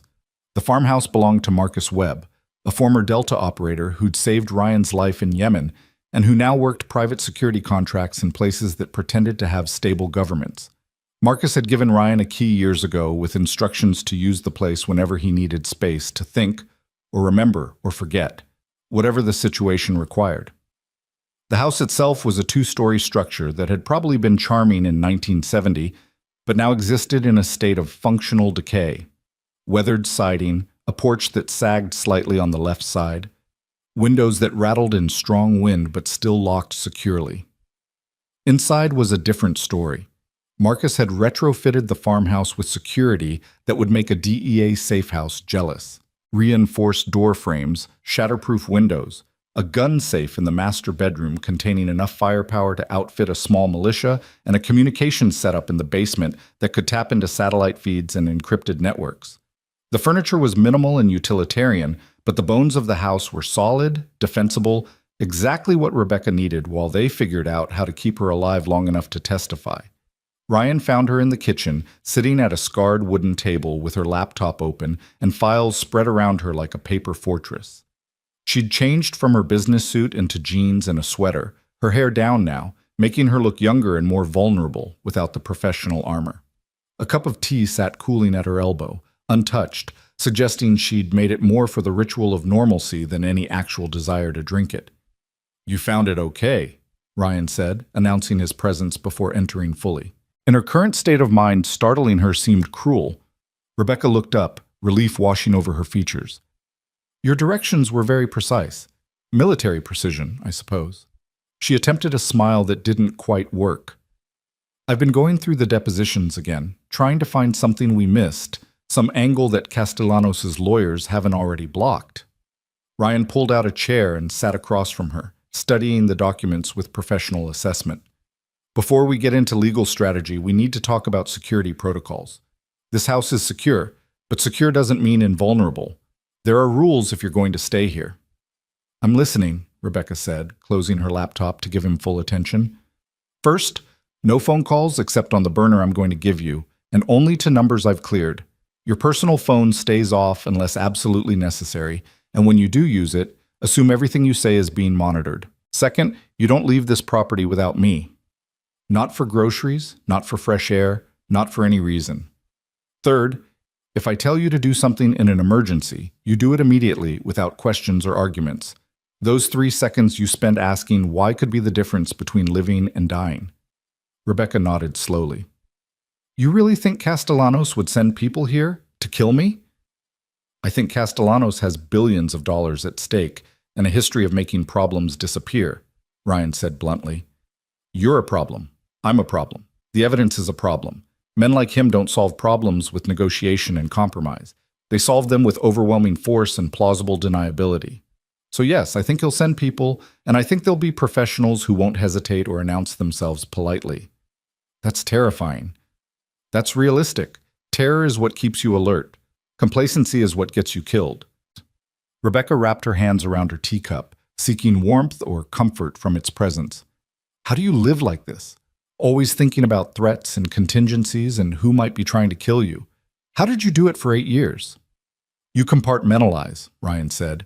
"You put the fear in a box, acknowledge it's there, and then you focus on the mission. The mission is keeping you alive and building a case strong enough to put Castellanos away. Everything else is noise."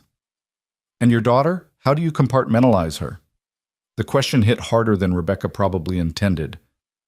Ryan was quiet for a moment, thinking about Zoe coloring her dragons at Mrs. Henderson's house, blissfully unaware that her father was sitting in a farmhouse planning how to protect a lawyer from defense contractor assassins. "I don't," he admitted. "Zoe's the one thing I can't put in a box. She's why I left the Navy, why I became a plumber, why I've spent 3 years trying to be normal. And now I'm risking all of that because your father saved my life, and 20 Marines deserve justice.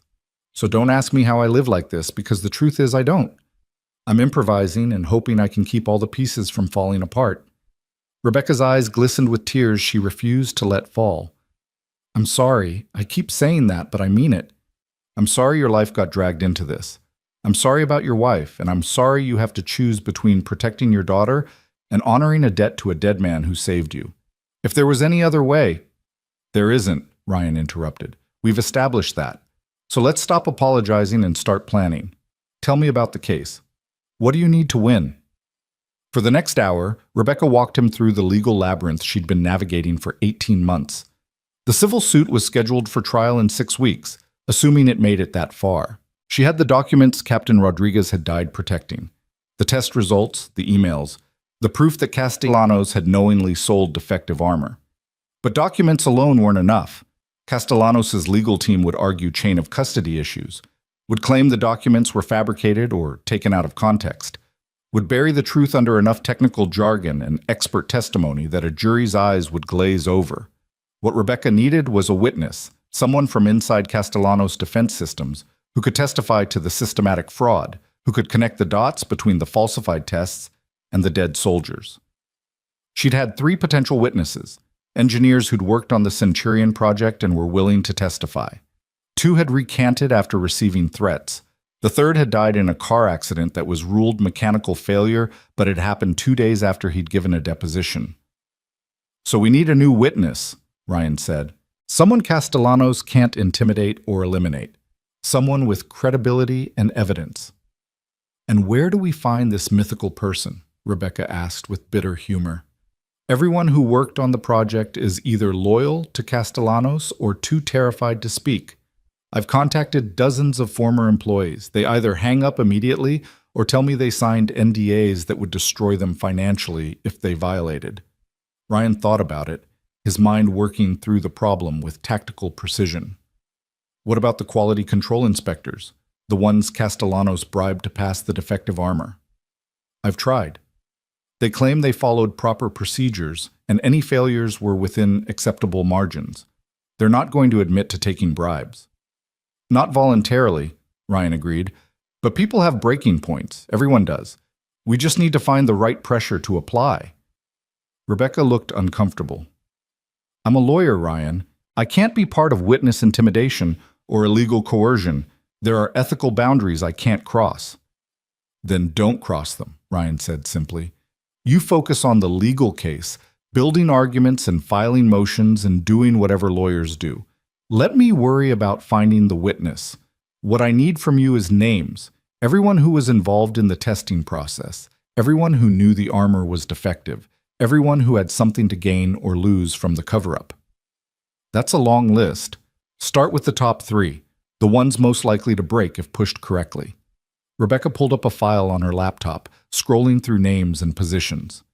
Daniel Morrison, lead quality control inspector for the Pentagon contract. He signed off on all the testing reports despite the failures.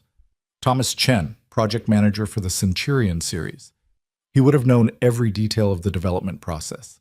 And Sarah Vance, Castellanos' former executive assistant. She was fired 6 months ago after she started asking questions about discrepancies in the documentation. Ryan's attention sharpened at the last name. The assistant was fired for asking questions. That's interesting. Why fire her instead of paying her off or intimidating her into silence? "I don't know," Rebecca admitted. "I tried to contact her for a deposition, but she refused to meet with me, said she'd signed an NDA and couldn't discuss anything related to her employment." "Where is she now?" "Des Moines, working as a paralegal at a small firm. She's got a mortgage, student loans, 2 kids in middle school, typical middle-class struggles." Ryan filed the information away. Sarah Vance sounded like the weak link in Castellanos' wall of silence, someone with potential knowledge, recent employment, and financial pressures that might override fear if approached correctly. Not through legal channels that could be blocked by NDAs and corporate lawyers, but through the kind of quiet conversation that happened in parking lots and coffee shops, where the choice was presented not as testimony versus silence, but as complicity versus conscience. "I'll start with Vance," Ryan said. "In the meantime, you need to prepare for the possibility that we don't find a witness, that this goes to trial with just the documents. Can you win that way?" Rebecca's expression was uncertain. "Maybe. Probably not. Castellanos' lawyers are the best money can buy, and they've been preparing for this for 18 months. Without testimony to humanize the evidence, to explain what these documents mean in real terms, a jury might not understand the significance. They'll see technical data and bureaucratic emails, not 20 dead Marines and a systematic cover-up." "Then we find a witness," Ryan said with finality. One way or another. They worked through the night, Ryan learning the details of the case while Rebecca walked him through depositions and evidence and the Byzantine world of military procurement fraud. Somewhere around 2 in the morning, exhaustion finally caught up with Rebecca, and she dozed off at the table, her head pillowed on her arms, surrounded by the documents that had consumed her life for 18 months. Ryan covered her with a blanket from the couch and moved to the window, staring out at darkness punctuated only by distant stars. The isolation that had seemed peaceful when he'd arrived now felt tactical. No approaching headlights would go unnoticed. No footsteps would approach unheard. This was what his life had become again, standing watch while civilians slept, calculating fields of fire and escape routes, preparing for violence that might never come, but probably would. His phone buzzed. A text from Gunderson. Found some interesting intel on your boy Castellanos. Not suitable for text. Call when you can. And Carter? Be very fucking careful with this one. Ryan stepped outside onto the porch, letting the November cold shock him fully awake, and dialed. Gunderson answered on the first ring despite the hour, suggesting he'd been waiting. Tell me, Ryan said without preamble. Victor Castellanos is bad news in ways you probably haven't imagined, Gunderson began. He's got connections to black budget programs, off-the-books operations, the kind of shit that doesn't officially exist. Word from my contacts is that he's not just a defense contractor, he's an information broker. He sells equipment to the military, sure, but he also sells intelligence to anyone willing to pay. Foreign governments, private military companies, people you don't want having detailed information about U.S. operations. He's a traitor, Ryan said flatly. He's worse than a traitor. A traitor sells secrets for ideology or revenge. Castellanos sells them for profit, and he does it with enough plausible deniability that no one can touch him. The defective armor? That's almost secondary to his real crimes. But it's the only thing anyone can potentially prove in open court, which is why he's so determined to bury it. What about the Kandahar incident, Captain Rodriguez and his Marines? There was a long pause. When Gunderson spoke again, his voice was harder. Off the record, from someone who was read into the classified investigation, the IED shouldn't have been lethal. The armor failed, yes, but there's speculation it failed because it was designed to fail. That batch of Centurion vests was supposed to go to a Syrian rebel group through back channels. Somehow they got rerouted to Rodriguez's unit instead. Ryan felt ice form in his stomach. You're saying those Marines were killed by friendly equipment intentionally sabotaged for sale to enemies? I'm saying the investigation was shut down before anyone could prove it, but the people who looked into it came away convinced. Castellanos was selling to multiple sides, and he didn't much care if the occasional batch ended up with the wrong buyer. Those 20 Marines were collateral damage in his profit margins. Jesus Christ. Yeah. So when I tell you to be careful, I mean it. This isn't just corporate malfeasance, Carter. This is someone who's willing to get American soldiers killed for money and who has enough power to cover it up. If he finds out you're helping the lawyer going after him, you're not just going to face legal problems. You're going to face the kind of problems that get solved with bullets and bodies that never get found. Ryan absorbed this, his mind racing through implications and complications. If Gunderson's intel was accurate, then Rebecca's case was both more important and more dangerous than either of them had realized. Proving Castellanos had sold defective armor could open the door to investigations into his other activities, could unravel an entire network of corruption and treason that reached into the highest levels of defense and intelligence. It could also get everyone involved killed very efficiently by people who specialized in making problems disappear. I need a favor, Ryan said. Actually, several favors. First, I need background on 3 people: Daniel Morrison, Thomas Chen, and Sarah Vance. Everything you can find, especially financial pressure points and personal vulnerabilities.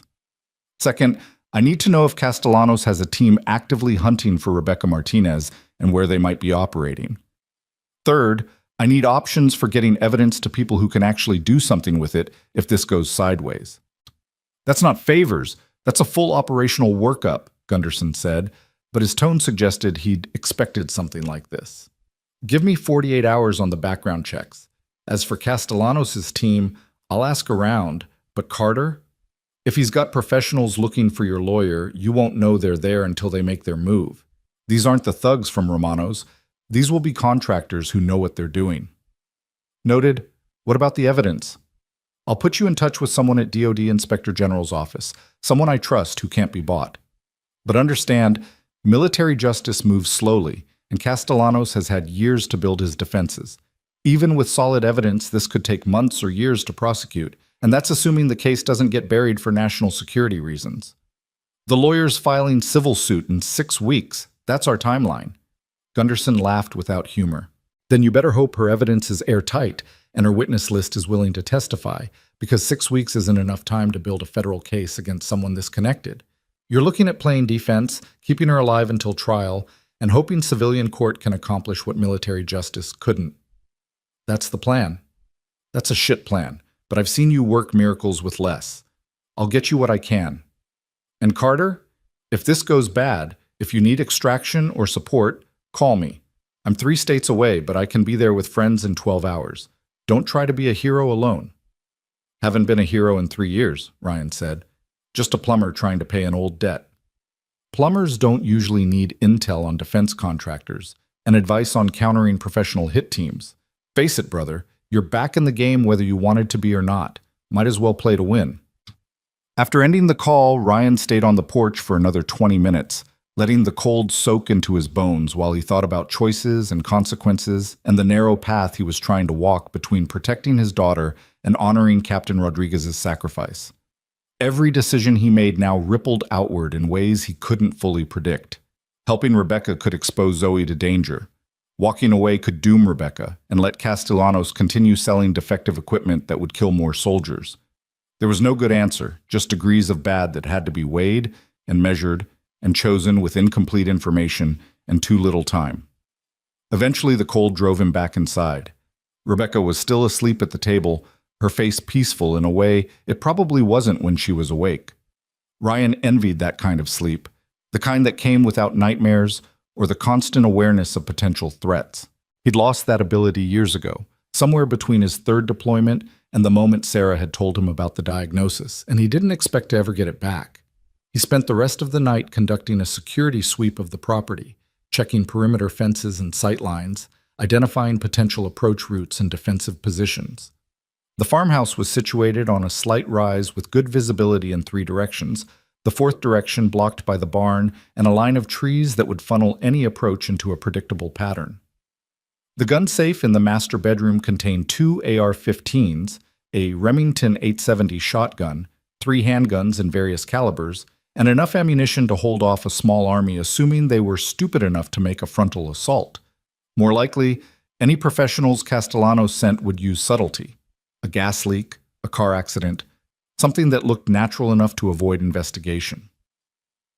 That's what Ryan would do in their position. But being aware of that was half the battle. The other half was staying alert, maintaining security protocols, and making sure Rebecca understood that her life depended on constant vigilance. Dawn broke cold and gray, November asserting itself with the kind of overcast that promised rain or snow, depending on the temperature drop. Ryan made coffee in the farmhouse's ancient percolator and was drinking his 2nd cup when Rebecca emerged from the kitchen, her hair disheveled and her eyes still puffy with sleep. "Did you sleep at all?" she asked, noticing he was wearing the same clothes from the previous evening. "Enough," Ryan lied. "There's coffee if you want it, and some eggs in the fridge if you're hungry." Rebecca poured herself coffee and stood at the counter, studying him with the careful assessment lawyers develop. "You look like you're preparing for war." "I'm preparing for the possibility of war. There's a difference." "Is there?" "From where I'm standing, you've already committed. You've hidden me in a secure location, you're gathering intelligence on potential witnesses. You're running security sweeps of the property. That's not preparation. That's engagement." Ryan couldn't argue with her logic. "Your father saved my life. I'm returning the favor by keeping you alive. After the trial, assuming we get there, we're even, and you go back to Kansas City and I go back to being a plumber. That's the deal." "You keep saying that like you believe it," Rebecca said gently, "like this is a transaction that ends neatly once the debt is paid. But I don't think you believe that any more than I do." "What I believe doesn't matter. What matters is building your case and keeping both of us breathing long enough to present it. Rebecca was quiet for a moment, then asked the question Ryan had been dreading. What about your daughter? What did you tell her about where you are? I told her I have emergency work in Des Moines. She's staying with a neighbor until I get back. And when this takes longer than a night or two, when it stretches into days or weeks, then I figure something out, Ryan said more harshly than intended.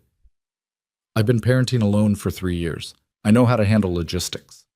I'm not questioning your parenting. I'm questioning whether you've thought through what happens if Castellanos' people track you down, if they figure out you have a daughter and decide she's leverage worth pursuing. Have you prepared for that possibility? The question made Ryan's blood run cold because he had thought about it, had spent half the night thinking about it, and had no good answer. Castellanos doesn't know about Zoe. There's no reason for him to know. I'm just some civilian who interfered in his business. As long as we keep it that way, she's safe.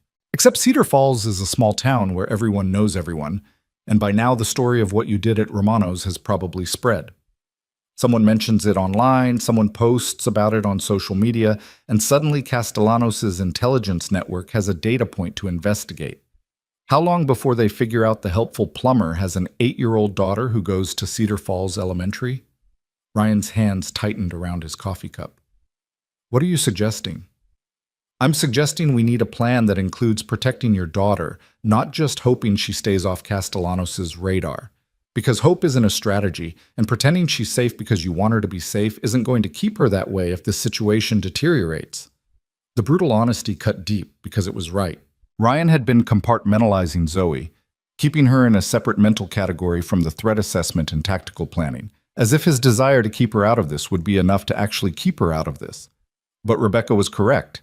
In the modern age of social media and data mining and comprehensive background checks, anonymity was an illusion. If Castellanos wanted to find out about Ryan Carter's vulnerabilities, he'd find out about Zoe eventually. What do you suggest? Ryan asked quietly. Get her out of Cedar Falls. Send her somewhere safe, somewhere Castellanos can't find her, with someone you trust absolutely. Then we proceed without worrying that every move we make is potentially exposing her to danger.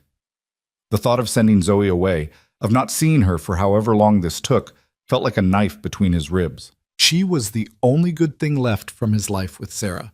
The only reason he got up in the morning and tried to be better than what the Navy had made him. But keeping her close while defending Rebecca from defense contractor assassins was the opposite of protecting her. It was putting her in harm's way while pretending otherwise. I'll make arrangements, Ryan said finally, but it'll take a day or two. I need to find someone who can take her, someone outside the normal circles who won't ask too many questions. What about your SEAL contacts, someone from your old unit? Ryan shook his head. Most of them are either still active duty or working contracts overseas. The few who are stateside have their own families and problems. I can't ask them to take on this kind of risk. Then who? He thought about it, running through his limited options. Sarah's family had largely disappeared after her death, unable to handle their grief except through distance. His own parents were gone, his father from a heart attack 10 years ago, and his mother from Alzheimer's 3 years before that. He had acquaintances in Cedar Falls, but no one he trusted with this kind of secret, no one who wouldn't ask questions he couldn't answer. Then he remembered Marcus Webb's ranch in Montana. Marcus, who owned this farmhouse, who understood operational security, who told Ryan years ago that if he ever needed anything at all, the door was open. Marcus was currently in Afghanistan, but his wife Ellen ran the ranch and had raised 3 kids who were now adults scattered across the country. She was tough, competent, and used to her husband's work bringing complications into their lives. I might have someone, Ryan said slowly. A friend's wife in Montana. She's military adjacent, understands the need for discretion.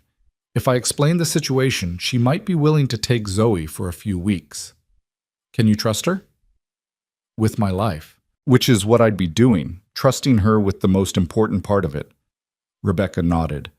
Then make the call. The sooner Zoe is safe, the sooner we can focus entirely on building the case without divided attention. Ryan pulled out his phone, hesitated for a moment while he tried to figure out how to explain this situation without explaining it, then dialed Ellen Webb's number. She answered on the 3rd ring, her voice carrying the warm Wyoming drawl that reminded Ryan of better times when the worst thing he had to worry about was Marcus's terrible jokes during downtime. "Ryan Carter, as I live and breathe," Ellen said cheerfully. "Haven't heard from you in what, 2 years? You finally coming to visit like you promised?" "Hey, Ellen, is this a good time to talk?" Her tone shifted immediately. That ability military spouses develop to read subtext and know when casual conversation is actually something serious. "For you, always. What do you need?" "I need to ask a favor that's going to sound crazy, and I can't give you all the details about why, but I need someone to take care of my daughter for a few weeks, somewhere safe and quiet, and I need it to happen without a lot of questions or paperwork or official channels." There was a pause. "How much trouble are you in?" "I'm not in trouble. I'm helping someone who is, and I need to make sure Zoe stays out of the crossfire while I do it." Crossfire is an interesting word choice. We talking legal crossfire or the other kind? Hopefully the first, possibly the second. I can't say more than that. Ellen was quiet for a long moment, and Ryan could almost hear her thinking, weighing the request against her obligations and her friendship and the code that people like her lived by. "Marcus always said you were one of the good ones, that if you were asking for help, it was because someone needed it. That's still true?" "Yes." "Then send her out. I'll pick her up at Billings Airport whenever you can get her there. She likes horses?" Relief flooded through Ryan so intensely it was almost painful. "She loves horses. Ellen, I can't thank you enough. If there was any other way, there probably isn't, or you wouldn't be calling. Just promise me you're being careful, that whatever you're mixed up in is worth the risk." Ryan glanced at Rebecca, who was watching him with cautious hope. 20 dead Marines. Captain Rodriguez dying to expose corruption. A lawyer risking everything for justice her father had paid for with his life. "It's worth it," he said with certainty. "Then that's good enough for me. I'll expect her within 48 hours. And Ryan, stay alive. Zoe needs her father, and the world needs more good men willing to do hard things." After ending the call, Ryan felt some of the weight lift from his shoulders. Zoe would be safe in Montana with Ellen, far from Cedar Falls and Castellanos' reach. He'd still have to explain it to her somehow, still have to find words that would make sense to an 8-year-old without terrifying her, but at least he had a destination and a deadline. "Thank you," Rebecca said quietly. "I know that wasn't easy." "Nothing about this is easy," Ryan replied. "But you were right. Better to send her away now than wait for Castellanos to find out about her and use her as leverage." The rest of the morning was spent planning. Ryan would return to Cedar Falls, pack Zoe's things, and drive her to the airport in Des Moines for a flight to Billings. The story would be that she was visiting a friend of her mother's, a little vacation before winter really set in. Zoe would probably accept it without too many questions because that's what kids did when their parents presented something as decided fact. Meanwhile, Rebecca would stay at the farmhouse, continuing to prepare for trial, organizing evidence and building arguments while Ryan worked on finding a witness willing to testify. It wasn't a perfect plan. Perfect would be Rebecca in witness protection and Ryan back to his quiet life with Zoe safe in Cedar Falls, but it was the best they could manage with limited time and resources. As Ryan prepared to leave, Rebecca caught his arm. "Before you go, there's something you should see. Something I haven't shown anyone else because I wasn't sure it was relevant. But after everything you've told me, after what your contact said about Castellanos being an information broker," she pulled out a slim envelope from her briefcase, the kind of security envelope that requires you to tear it open. Inside were 3 photographs, grainy surveillance-style images that looked like they'd been taken from a distance with a telephoto lens. The first showed Victor Castellanos meeting with a man in a restaurant, their body language suggesting serious discussion. The second was a close-up of documents being exchanged. The third was the other man's face, caught in profile as he stood to leave. Ryan stared at the third photograph, recognition hitting him like physical impact. "Where did you get this?" "My father sent them 2 days before he died. The envelope arrived the day after his funeral. I didn't know what to make of them. I didn't recognize the other man, didn't know if they were relevant to the armor case or something else entirely. But I kept them because they seemed important." "They're important," Ryan said, his voice tight. "That's General Marcus Hawthorne. He was the procurement officer who approved the Centurion contract over objections from his own quality control staff. His signature is on every document that pushed that armor into production despite the test failures. So Castellanos had the general in his pocket? Looks like it, which explains how the armor got approved so quickly, why objections were overruled, why the investigation into the Kandahar incident was shut down. Hawthorne is retired now, working as a consultant for defense companies, but while he was active duty, he had oversight authority for billions in contracts. If Castellanos was bribing him or had some kind of leverage, then we can prove corruption at the highest levels, Rebecca finished. Not just defective armor, but systematic fraud involving military leadership. Ryan studied the photographs, his mind working through implications. This changes things. If we can prove Hawthorne was involved, that he approved equipment he knew was defective in exchange for payoffs, that's a criminal conspiracy that reaches beyond Castellanos. The DoD would have to investigate. The case becomes too big to bury. Can we prove it? Having photographs of them meeting isn't the same as proving bribery. No, but it's a starting point.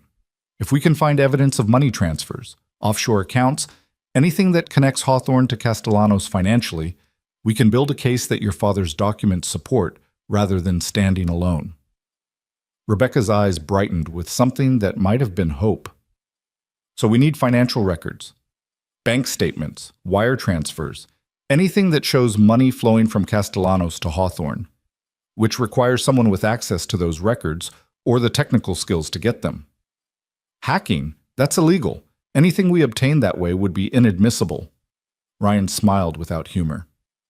Inadmissible in court doesn't mean useless for investigation. We get the records illegally, we use them to figure out where the money went, and then we find legal ways to subpoena that information. It's called parallel construction. Intelligence agencies do it all the time. And do you know someone who can hack into Castellanos' financial records? I know someone who knows someone, but it'll take time and money, neither of which we have in abundance. Rebecca pulled out her checkbook. How much? More than you can afford unless you're independently wealthy. My father had a life insurance policy, $500,000 that I haven't touched because spending it felt like accepting he was really gone. If that money can help prove he died trying to expose corruption, if it can bring down the man who killed him, then that's exactly what it should be used for. Ryan wanted to argue, to tell her to save the money for something more certain than hiring hackers to chase financial records that might not exist. But the determination in her eyes, the need to make her father's death mean something beyond tragedy, was too familiar. He'd felt the same way after Sarah died, the desperate need to believe her suffering had purpose, that the 18 months of watching her fade had taught him something or made him better or somehow justified the cosmic injustice of cancer taking a woman who'd never hurt anyone. I'll make some calls, Ryan said. No promises, but I'll see what's possible. That's all I'm asking. Possibility. A chance to make this right. Ryan left the farmhouse as afternoon shadows lengthened across frozen fields, his mind already working through the logistics of what came next. Get Zoe to Montana by tomorrow night. Contact Gunderson's people about hacking Castellanos' finances. Follow up on Sarah Vance, the fired executive assistant who might know where bodies were buried. Build a case strong enough to survive courtroom warfare against the best lawyers money could buy. And somehow do all of it while keeping himself and Rebecca alive against professionals who specialized in making problems disappear quietly and permanently. It was impossible. It was also necessary. And Ryan Carter had built a career on doing impossible things because they were necessary, because someone had to stand between the monsters and the innocent, because walking away wasn't an option when the stakes were measured in lives and justice. He drove back towards Cedar Falls as the sun broke through clouds in that particular November way that makes everything look simultaneously beautiful and dying. And he thought about Zoe, about the conversation they'd have to have tonight, about how to explain that Daddy needs her to go away for a while without explaining why, how to make it sound like an adventure instead of evacuation, how to be the father she deserved while being the operator circumstances required. Sarah would have known what to say. Sarah always knew what to say, how to make hard things bearable and scary things manageable. But Sarah was 3 years gone, and Ryan was improvising parenthood the way he improvised everything else, with good intentions and imperfect execution, and the hope that love would cover the gaps. His phone rang. An unknown number. Ryan answered cautiously. Yes? Mr. Carter? An unfamiliar voice, male, professional. I represent Victor Castellanos. He'd like to meet with you to discuss a mutually beneficial arrangement. Tonight, if possible. Just a conversation between reasonable men. Every instinct Ryan possessed screamed trap, but his voice stayed level. How did you get this number? Mr. Castellanos has extensive resources. The number wasn't difficult to obtain. Neither was information about your daughter, your home address, your daily routine. We know quite a lot about you, Mr. Carter, which is why Mr. Castellanos believes a conversation would be in everyone's best interest. The implied threat about Zoe made Ryan's vision narrow with controlled rage. I'm not interested in meeting with Castellanos. Perhaps you should be. He's prepared to offer significant compensation for your cooperation, enough to ensure your daughter's future, her education, whatever she might need. All he asks in return is that you cease involving yourself in matters that don't concern you. Tell Castellanos that the matters very much concern me, and that I don't negotiate with people who threaten children. No one is threatening anyone, Mr. Carter. We're simply having a conversation about options. You have until midnight to consider Mr. Castellanos' offer. After that, the situation becomes less flexible. I'm sure you understand. The line went dead before Ryan could respond. He pulled over to the side of the road, his hands shaking not with fear, but with fury. They knew about Zoe. They'd found her already, faster than he'd anticipated, and they were using her as leverage before the real fight had even begun. This was what Rebecca had warned him about, what Gunderson had warned him about. Castellanos played for keeps, and he played with resources that made normal security precautions look like children's games. The timeline had just accelerated dramatically. Zoe needed to be on a plane to Montana tonight, not tomorrow. And Ryan needed to make it absolutely clear to Castellanos that threatening his daughter was a line that, once crossed, would have permanent consequences. He called Ellen Webb back. Change of plans. I need to get Zoe out tonight. Can you arrange pickup from Billings in the next 6 hours? Consider it done, Ellen said without hesitation. Send me the flight details. Next, he called Mrs. Henderson. I need to pick up Zoe immediately. Emergency, I'll explain later. She's right here, dear, playing with my cats. I'll have her ready. Finally, he called Gunderson. They found out about my daughter. They're using her as leverage. I need options for making this stop, permanently if necessary. How permanent are we talking? Ryan thought about Zoe coloring dragons, about Sarah's deathbed promise, about Captain Rodriguez dying to expose corruption. He thought about 20 Marines killed by defective armor and an 8-year-old girl who deserved to grow up safe and innocent. However permanent it needs to be, Ryan said quietly. I tried to do this the right way, tried to just help Rebecca build her case and walk away clean. But if Castellanos wants to make this personal, if he wants to threaten my daughter, then we'll make it very personal, and he'll discover that some debts get paid in blood. Gunderson was quiet for a moment. You sure about this, Carter? Once you go down that road, there's no coming back. You'll be what you were, not what you've been trying to be. I'm sure. My daughter's safety isn't negotiable. Send me everything you have on Castellanos, where he lives, how he moves, who protects him. If he wants to play hardball, I'll show him what hardball actually looks like. I'll have it to you by tonight. And Carter, for what it's worth, I think you're making the right call. Some people only understand one language, and it sounds like Castellanos is one of them. Ryan ended the call and sat in his truck on the side of the road, watching November afternoon fade toward evening, making peace with what he was about to become again. The quiet protector was done being quiet. The debt to Captain Rodriguez had just become personal in ways that transcended obligation or honor. Victor Castellanos had made a fatal mistake. He'd threatened Ryan Carter's daughter. And now Ryan Carter was going to remind him why Navy SEALs were the ones you sent when failure wasn't an option and mercy wasn't on the table. The war had begun in earnest. And this time, Ryan wasn't fighting to protect a stranger or honor a debt. He was fighting for Zoe, for the life he'd built, for the future he'd promised Sarah he'd give their daughter. That was a fight he would win. Whatever it cost, however dark the path became, he would win because losing wasn't an option when his daughter's life hung in the balance. The reckoning of oaths had arrived, And Victor Castellanos was about to learn what happened when you pushed a former SEAL past the point of negotiation into the territory of pure, focused retribution. Ryan's hands were steady as he packed Zoe's suitcase that evening, folding her favorite clothes with the mechanical precision of someone operating on autopilot while their mind worked through tactical calculations. The pink unicorn pajamas Sarah had bought her for Christmas 2 years ago. The rainbow sweater that was getting too small, but that Zoe refused to give up. The stuffed elephant named Mr. Tumbles that had been her constant companion since she was 3. Each item felt weighted with significance, physical evidence of the childhood he was disrupting to keep her safe. Zoe sat on her bed watching him with the careful awareness children develop when they sense something is wrong but don't have the vocabulary to articulate it. "Daddy, why do I have to go to Montana tonight? You said we could go trick-or-treating at the Hendersons' harvest party this weekend." Ryan paused, a pair of jeans in his hands, and tried to find words that would be honest without being terrifying. "Something came up with work, sweetheart. Important work that's going to take me away for a while. And I thought it would be more fun for you to stay with Miss Ellen on her ranch instead of staying with neighbors here while I'm gone." "What kind of work? You're a plumber. Plumbers don't usually go away." The question was innocent, but it cut deep because it forced Ryan to choose between the comfortable lie and a truth he'd spent 3 years hiding. "You remember how I told you Daddy used to be in the Navy before you were born?"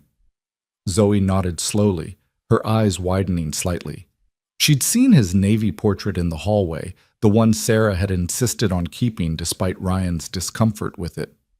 Young Lieutenant Carter in his dress whites, face unlined by grief or nightmares, looking like someone who believed the world could be saved through sufficient application of force and discipline. "Well, sometimes people from my Navy days need help with things that are complicated and important, and right now someone needs that kind of help. But it means I have to focus completely on helping them, and I can't do that if I'm worried about you being safe here." "Am I not safe here?" Zoe's voice had gotten smaller, fear creeping in around the edges. Ryan abandoned the packing and sat beside her on the bed, pulling her into his lap the way he used to when she was smaller and the world could be fixed with hugs and reassurance. "You're safe right now because I'm making sure you're safe. But the people I'm helping, they have some bad people angry at them. And those bad people might try to use you to hurt me, to make me stop helping. So I'm sending you somewhere those bad people can't find you, somewhere you can ride horses and have adventures while Daddy takes care of the problem. Does that make sense?" Zoe was quiet for a long moment, processing information that was too adult for 8 years old, but that she was trying to understand anyway. "Is this like Romano's? When those men were hurting the nice lady and you stopped them?" "It's connected to that, yes." "And now they want to hurt me because you helped her?" The way she said it, with such simple clarity, made Ryan's chest tighten. "They want to scare me, but I'm not going to let them, and I'm not going to let them anywhere near you. That's why you're going to Montana, to Miss Ellen's ranch where there are horses and mountains and so much space that bad people would never find you, even if they tried. Will you come get me when it's over, when the bad people are gone?" "The very second it's safe, baby. I promise. And we can video chat every day if you want, so you can tell me about the horses and show me your drawings. It'll be like I'm right there with you." Zoe wrapped her arms around his neck, squeezing tight enough that Ryan could feel her fear transmitted through desperate strength. "I don't want you to get hurt, Daddy. I already lost Mommy. I can't lose you too." The words broke something in Ryan that had been carefully held together with duty and determination. He held his daughter close, breathing in the strawberry scent of her shampoo, feeling the fragile trust of her arms around him, and made a silent promise to Sarah's memory that he would come back, that Zoe would not be orphaned by his choices. "You're not going to lose me," he said with absolute certainty. "I'm very good at not getting hurt. Remember? Navy training. I'm practically invincible." Zoe pulled back slightly to look at him with solemn eyes. "That's not true. Nobody's invincible. Mrs. Patterson says God protects fools and children, but everyone else has to be careful." "Mrs. Patterson is wise," Ryan agreed. "And I promise to be very, very careful. Now help me pick which stuffed animals you want to bring, because we can't bring all of them, but we can definitely bring your favorites." They finished packing together, Zoe's running commentary about which animals would be brave enough for Montana Adventure, providing a soundtrack of normalcy to the surreal process of evacuating his daughter from her home because defense contractors had made implicit threats about her safety. Ryan moved through the familiar rituals of parenting, finding the right shoes, locating her favorite hairbrush, making sure she had her allergy medication, while his mind simultaneously tracked the timeline to the airport and calculated response scenarios if Castellanos' people tried to intercept them. The drive to Des Moines took 2 hours through November darkness, Zoe dozing in the back seat, while Ryan's eyes constantly checked mirrors for following vehicles. He'd chosen back roads over the highway, routes that would reveal surveillance and provide options for evasive action if necessary. His phone sat on the passenger seat with Gunderson's intelligence file open, photographs and addresses, and personal details about Victor Castellanos illuminated by dashboard light. Castellanos lived in a gated estate outside Kansas City, protected by private security that included former military and law enforcement personnel. He traveled with bodyguards, varied his routes and schedules, employed the kind of security protocols that made casual approach impossible. Taking action against him directly would require extensive planning and resources Ryan didn't have. But there were other options, other pressure points that didn't involve direct confrontation. The file included information about Daniel Morrison, the quality control inspector who'd signed off on the defective armor. Morrison lived alone in a suburb of St. Louis, drank too much according to his social media posts, and had mounting credit card debt that suggested financial problems. A man under pressure, potentially vulnerable to the right approach. Thomas Chen, the project manager, was harder to profile. He'd left Castellanos' defense system 6 months after the Kandahar incident, taking a position with a competing contractor in California. Clean record, stable marriage, no obvious vulnerabilities. But the timing of his departure, right after the investigation was shut down, suggested he might know things worth knowing, and Sarah Vance, the executive assistant, fired for asking questions. She was the wild card, the person closest to Castellanos who'd been pushed out rather than silenced through money or threats. If anyone knew where the bodies were buried, it would be someone who'd spent years managing Castellanos' schedule and correspondence. Ryan's phone buzzed. A text from Rebecca. Heard from Gunderson. He's sending someone to help with electronic surveillance. Should arrive at the farmhouse tomorrow. Also wanted you to know I contacted a former colleague at DOJ. If we can get solid evidence linking Hawthorne to Castellanos, she can fast-track an investigation. Progress. Small steps toward building a case that could survive the legal warfare Castellanos would deploy, but progress that felt agonizingly slow when measured against the midnight deadline that had been implied in the earlier phone call. Des Moines Airport glowed against the darkness like a beacon of modern efficiency, all glass and steel and the controlled chaos of people in transit. Ryan parked in short-term parking and gently woke Zoe, helping her out of the truck and shouldering her small suitcase while she rubbed sleep from her eyes. "Are we really doing this?" she asked, her voice small in the cavernous parking structure. "We're really doing this," Ryan confirmed. "But it's going to be an adventure, remember? Miss Ellen has 3 horses, 2 dogs, and about 1 million stars you can see at night because there's no city lights. You're going to have the best time." They made their way through security, Ryan's military ID smoothing the process, and reached the gate for the flight to Billings with 30 minutes to spare. Zoe sat beside him, Mr. Tumbles clutched in her lap, watching the airplanes through the floor-to-ceiling windows with a mixture of excitement and apprehension. "Daddy," she said suddenly, "when you help people like you helped the nice lady at Romano's, does that make you a hero?" Ryan considered the question carefully. "I think it makes me someone who can't walk away when people need help. I'm not sure that's the same as being a hero. Mrs. Henderson says heroes are people who do the right thing even when it's scary. You do the right thing even when it's scary." "Sometimes the right thing is scary," Ryan agreed. "But that doesn't mean we don't do it. That's what your mom taught me. She was braver than I ever was, fighting her sickness for as long as she did, so she could have more time with us. That's real courage, not the kind you see in movies, but the kind that gets up every day and keeps going even when everything hurts." Zoe was quiet, absorbing this. Then she said, "I wish Mommy was here." "Me too, baby. Every single day."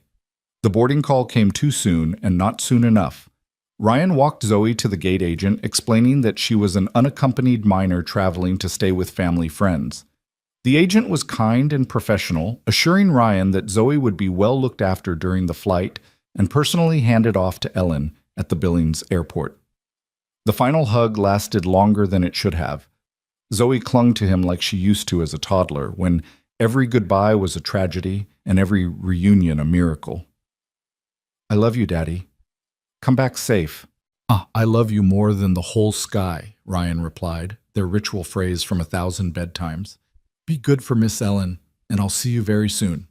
He watched her walk down the jetway, her small figure made smaller by distance and perspective, until she disappeared around the corner toward the plane. Then he stood at the window and watched the aircraft push back from the gate, taxi toward the runway, and finally lift into the night sky, carrying the most precious thing in his world away to safety. Only when the plane's lights had disappeared into the darkness did Ryan allow himself to breathe fully.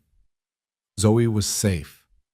Whatever happened next, whatever violence or consequences followed, his daughter was out of reach. That was worth any price he'd have to pay. His phone rang as he walked back through the terminal. Unknown number again, but different from the earlier call. Ryan answered. "Yes?" "Mr. Carter, my name is Lawrence Brennan. I'm Victor Castellanos' personal attorney. I'm calling to inform you that Mr. Castellanos was extremely displeased by your refusal to meet with him this evening. He's asked me to make his position absolutely clear." "I'm listening," Ryan said, his voice flat. "Mr. Castellanos has invested significant resources in resolving the unfortunate situation regarding Miss Martinez's lawsuit. He views your involvement as an unwelcome complication. However, he's a reasonable man willing to compensate you generously for ceasing your association with Ms. Martinez. $1 million transferred to any account you specify in exchange for a simple agreement to mind your own business." "And if I refuse?" "Then Mr. Castellanos will be forced to pursue other options. Options that might include sharing certain information about your military service with local authorities, information about operations that were never officially sanctioned, casualties that were never officially recorded. I'm sure you understand the potential legal complications such revelations might create." The threat was sophisticated, targeting Ryan's sealed service record and implying knowledge of classified operations that could be twisted into criminal charges if presented correctly. Someone had been digging deep into his background, deep enough to find classified material that should have been buried beyond reach. "Let me make something absolutely clear to you and to Castellanos," Ryan said, his voice carrying the kind of cold precision that made experienced soldiers reconsider their career choices. "I don't respond to threats, and I don't negotiate with people who threaten children. Your employer made a critical mistake when he brought my daughter into this. That mistake is going to cost him everything he values. Mr. Carter, I strongly advise against—" "I'm not finished," Ryan interrupted. "You tell Castellanos that he has one opportunity to make this right. He drops all threats against Rebecca Martinez, he cooperates fully with her civil suit, and he turns over every piece of evidence regarding the defective armor that killed 20 Marines. In exchange, I might consider not spending the rest of my life systematically destroying everything he's built. That's hardly a reasonable negotiating position." "I'm not negotiating, I'm delivering a promise. Castellanos has until the trial date to comply. If he doesn't, if he continues to threaten Ms. Martinez or attempts to interfere with her case in any way, then I become his worst nightmare. And unlike the lawyers and investigators he's bought off in the past, I can't be intimidated, bribed, or stopped through legal channels. Do we understand each other, counselor?" There was a long pause. "I'll relay your message to Mr. Castellanos, though I suspect he'll view it as confirmation that you're not a reasonable person. Reasonable people don't get soldiers killed with defective armor and then cover it up. Reasonable people don't threaten 8-year-old girls. Your client is a traitor and a murderer, and he's finally crossed someone who has the skills and motivation to hold him accountable. You might want to start looking for new employment, because when this is over, Castellanos Defense Systems is going to be a memory and a cautionary tale." Ryan ended the call and stood in the middle of the airport terminal, travelers flowing around him like water around a stone, and felt the last pretense of his civilian life fall away completely. He'd tried to do this the right way, tried to help Rebecca while maintaining some semblance of normalcy. But Castellanos had escalated, had made it personal, had threatened Zoe. Now there was no going back, no middle ground between success and failure. This had become a zero-sum game, and Ryan was prepared to play it with every skill he'd learned in 8 years of operating in places where rules were suggestions and survival was earned through ruthless efficiency. The drive back from Des Moines took less time than the drive there, Ryan pushing the speed limit and running through operational scenarios. Step 1 was securing Rebecca and the evidence at the farmhouse. Step 2 was finding Sarah Vance and convincing her to testify.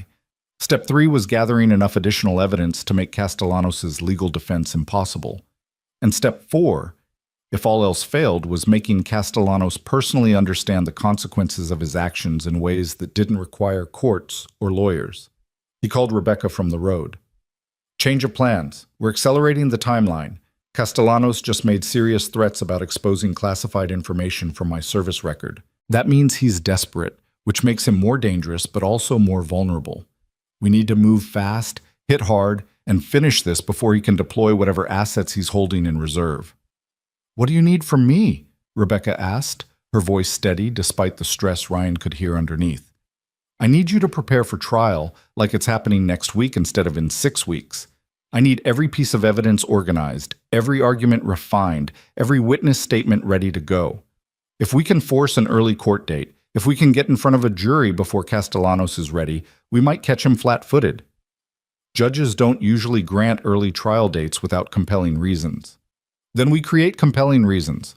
We file emergency motions claiming witness intimidation and threats against your life.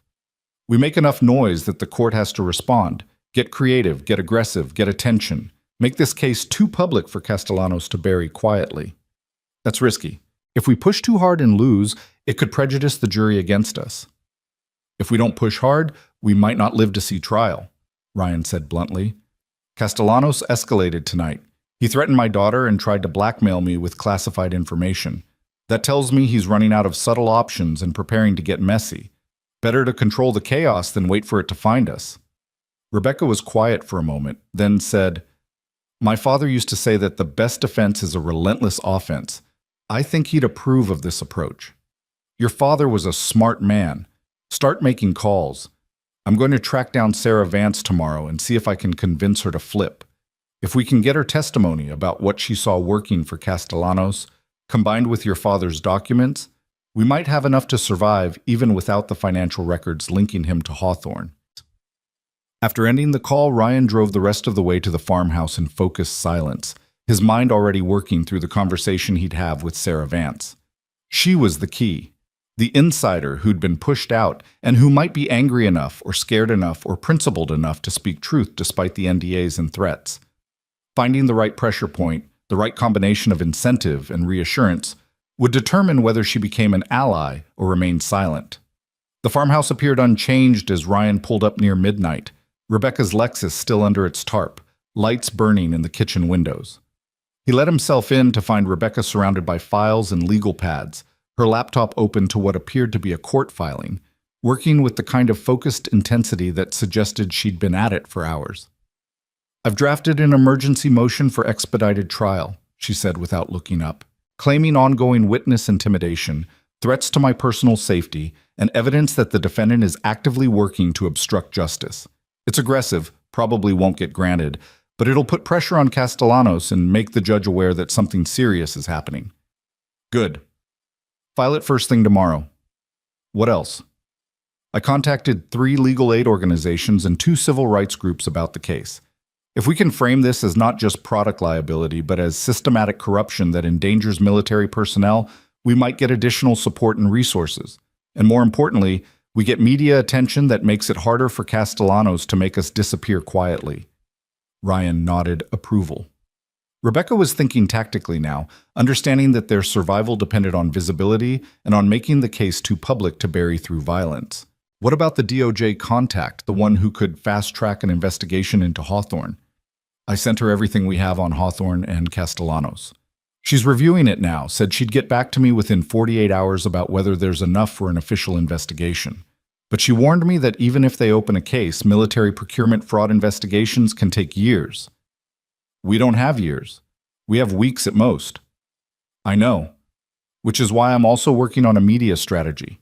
If we can get this story to a major outlet, if we can turn it into a national conversation about military equipment safety and contractor accountability, then the pressure on Castellanos becomes more than just legal. It becomes political, public, impossible to ignore. Ryan sat down across from her, studying the woman who'd walked into his life 6 days ago, asking for help after 3 men had cornered her in a restaurant. She'd transformed from frightened victim to determined warrior, her lawyer's training combining with personal stake to make her formidable in ways that had nothing to do with physical combat. He could see why Captain Rodriguez had raised such a daughter. The same determination, the same refusal to back down when justice demanded action. "Tomorrow I'm going to Des Moines to find Sarah Vance," Ryan said. "I want you to stay here. Keep working on the filings and the media strategy. Don't answer the door for anyone except me. If something happens, if you hear anything unusual, there's a safe room in the basement. Reinforced walls, separate phone line, enough supplies for 3 days. Marcus designed this place for worst-case scenarios." "Do you really think Castellanos will send people here?" "I think we've backed him into a corner, and cornered animals are unpredictable. Better to prepare for violence we don't need than need violence we didn't prepare for." Rebecca nodded, fear flickering across her face before being suppressed through visible effort. "My father died for this. 20 Marines died because of Castellanos' greed. I'm not going to dishonor their sacrifice by hiding or giving up, no matter how scared I am." "Being scared doesn't mean you're weak," Ryan said. "It means you're smart enough to understand the stakes. Your father would be proud of you, Rebecca, of your courage, your commitment, your refusal to let his death be meaningless." "I hope so," she said quietly. "I hope when this is over, whether we win or lose, I can visit his grave and tell him we tried, that we fought back against the corruption that killed him, that his daughter didn't let the bad people win just because fighting them was hard." They worked together until 2 in the morning, Ryan reviewing security protocols while Rebecca refined her legal arguments. At some point, coffee appeared, probably made by Rebecca, though Ryan couldn't remember seeing her leave the table. The farmhouse creaked and settled around them, old wood adjusting to temperature changes, normal sounds that Ryan's combat-trained awareness cataloged and dismissed as non-threatening. Finally, Rebecca's eyes were closing despite the coffee, her head nodding forward in that way that signals complete exhaustion. Ryan gently closed her laptop and guided her toward the spare bedroom, her protests about needing to finish the motion dying as sleep claimed her mid-sentence. Alone in the kitchen, Ryan pulled out his phone and reviewed the information Gunderson had sent about Sarah Vance. She lived in a modest house in Des Moines suburbs, worked at Morrison & Associates legal firm, had 2 children aged 13 and 11. Her social media showed a woman trying to maintain normalcy after job loss, pictures of soccer games and school concerts, cheerful posts about family dinners that didn't quite hide the stress underneath. She'd worked for Castellanos for 7 years before being fired. 7 years of managing his calendar, handling his correspondence, sitting in on meetings where decisions were made and deals were struck. If anyone knew where evidence could be found, where pressure points existed, where corruption was documented, it would be Sarah Vance. The question was how to approach her without triggering the fear that had kept her silent so far. Threatening her would be counterproductive. She'd already been threatened by Castellanos, and adding more threats would just reinforce her silence. Bribing her was possible, but risky, as loyalty bought with money was loyalty that could be rebought by higher bidders. What Sarah Vance needed was something else. She needed to believe that speaking out would make a difference, that her testimony would lead to justice rather than just getting her sued or killed. She needed reassurance that her children would be protected, that the NDA she'd signed couldn't actually keep her silent about criminal activity, that doing the right thing wouldn't destroy the life she'd built after escaping Castellanos' employment. Ryan could provide those things. He could offer protection through his SEAL contacts, legal cover through Rebecca's expertise, and the moral argument that silence made her complicit in the deaths of 20 Marines. It wouldn't be easy. Nothing about this was easy, but it was possible. His phone buzzed with an incoming call. Marcus Webb, calling from Afghanistan with timing that suggested he'd heard about Ryan using the farmhouse for something other than peaceful contemplation. "You want to tell me why Gunderson is asking me about my property's security features?" Marcus said without preamble, his voice carrying that particular blend of amusement and concern that old friends develop. because the last time someone asked about my security features, it was because they were planning something that would definitely void my insurance. I'm helping someone, Ryan said simply. Someone whose father saved my life. It's gotten complicated. Complicated enough that you sent your daughter to my wife? Ellen called me. Said Zoe arrived safely and is already in love with the horses, but that she could tell the kid was worried about her dad. What kind of complicated are we talking about, Carter? Ryan gave him the condensed version. Rebecca's case, Castellanos' threats, the defective armor that had killed Captain Rodriguez, and 19 other Marines. Marcus listened without interruption, the kind of listening that comes from years of tactical briefings where every detail matters. Victor Castellanos, Marcus said when Ryan finished. I've heard stories about him. None of them good. You're sure you want to go up against someone that connected? I don't want to, Ryan admitted, but he threatened Zoe. That changed the calculation. Yeah, it would. Marcus was quiet for a moment. Okay, here's what I can offer. I've got 2 guys from my security team rotating back stateside next week. Good operators, former Rangers, trustworthy. I can divert them to you for a couple weeks if you need backup. They're not cheap, but for you I'll cover the expense. Call it payback for Yemen. Marcus, I can't ask you to... You're not asking, I'm offering. 20 dead Marines deserves justice, and if this Castellanos bastard is as dirty as you're saying, someone needs to put him down.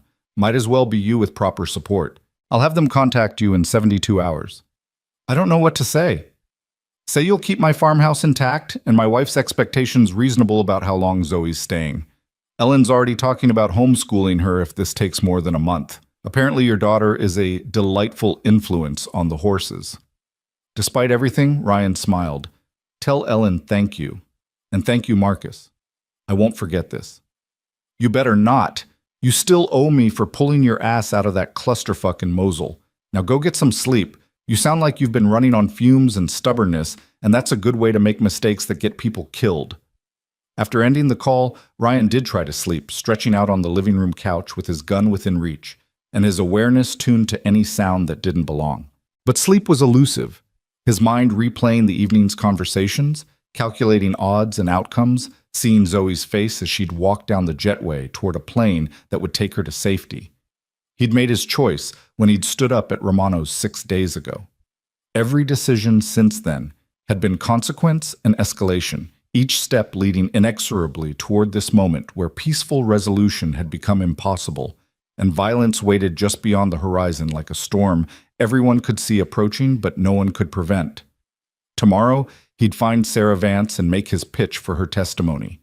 Tomorrow, Rebecca would file motions that would put Castellanos on notice that they were done playing defense. Tomorrow, the war would continue with both sides understanding that this was no longer about legal maneuvering or financial settlements, but about something more fundamental: justice for the dead, accountability for the powerful, and the question of whether one man with the right skills and sufficient motivation could stand against institutional corruption.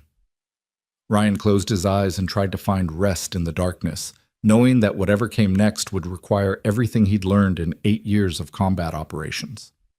Captain Rodriguez had saved his life outside Kandahar. Now Ryan was going to honor that debt by finishing what Rodriguez had started, by exposing the corruption that had gotten him killed, by making sure his daughter could hold her head up, knowing her father had died a hero fighting for justice. The mission was clear: keep Rebecca alive, build the case, force Castellanos into a position where he had no choice but to face consequences for his actions. And if legal justice proved impossible, if the system failed to deliver accountability, then Ryan would deliver it personally through methods he'd learned in places where justice wore a different face. He drifted finally into uneasy sleep, filled with dreams of Kandahar and Cedar Falls overlapping, Sarah's voice telling him to protect their daughter, mixing with Captain Rodriguez's face as enemy fire stitched the ground around them. When he woke 3 hours later to cold dawn light filtering through farmhouse windows, the dreams faded, but their weight remained, pressing down on his chest like physical presence. Rebecca was already awake, working at the kitchen table with the desperate energy of someone who knows time is running out. She looked up as Ryan entered, offering a tired smile. I didn't hear you come in last night. Did you sleep? Enough, Ryan lied. You? A few hours. I've been refining the emergency motion. I think it's ready to file. Then file it, today. Make noise. draw attention, turn this into something Castellanos can't handle quietly. What about you? You said something about finding Sarah Vance? Ryan poured coffee, the ritual giving him something to do with his hands while his mind organized the day ahead. I'm heading to Des Moines this morning, going to have a conversation with her, see if I can convince her that staying silent is more dangerous than speaking out. If she agrees to testify, we'll have the insider perspective that makes your father's documents devastating instead of just damning. And if she refuses, then we find another way. But she's our best shot, Rebecca. She worked for Castellanos for 7 years. She knows where bodies are buried, figuratively and maybe literally. If we can get her on our side, everything changes. Rebecca stood and crossed to where Ryan was standing, placing her hand on his arm with surprising gentleness. Be careful today. Castellanos knows we're a threat now. He'll be watching for opportunities to eliminate that threat permanently. I'm always careful, Ryan said, though they both knew it was only partially true. Careful didn't describe what he'd done at Romano's, or how he'd threatened Castellanos' lawyer, or the way he was preparing to wage war against a defense contractor with unlimited resources. But careful did describe how he'd protected Zoe, how he was protecting Rebecca, how he approached each tactical decision with full awareness of consequences. I'll call when I have news, Ryan said. Don't leave the farmhouse. Don't trust anyone who shows up unless I've called ahead to confirm they're coming. And if something feels wrong, trust that instinct and get to the safe room immediately. You sound like you're expecting an attack. I'm expecting Castellanos to do something desperate, because that's what people do when they realize they're losing control. Whether that desperation manifests as legal maneuvering or physical violence, I want you prepared for both. Ryan left the farmhouse as morning sun turned frost-covered fields into landscape that looked almost beautiful despite the season's death. The drive to Des Moines gave him time to prepare mentally for the conversation ahead, to find the right combination of words that would convince Sarah Vance to risk everything she'd built for the sake of justice, for people she'd never met. It was a big ask, maybe too big. But Ryan had been trained to accomplish impossible missions through proper preparation and unwavering commitment. Sarah Vance was just another objective, another target that needed to be approached with the right strategy. And if she refused, if she chose safety over conscience, then Ryan would find another way. Because failure wasn't an option when 20 Marines demanded justice and an 8-year-old girl deserved to grow up in a world where bad people faced consequences for their actions. The mission continued, and Ryan Carter, plumber and SEAL, and father and warrior, was going to see it through to the end, whatever that end looked like, and whatever price it demanded. Sarah Vance's house was a modest 2-story colonial in a neighborhood where the lawns were maintained but not manicured, where minivans and sedans lined driveways and basketball hoops stood sentinel over quiet streets. Ryan parked 2 blocks away and approached on foot, his trained eyes cataloging the environment with automatic precision.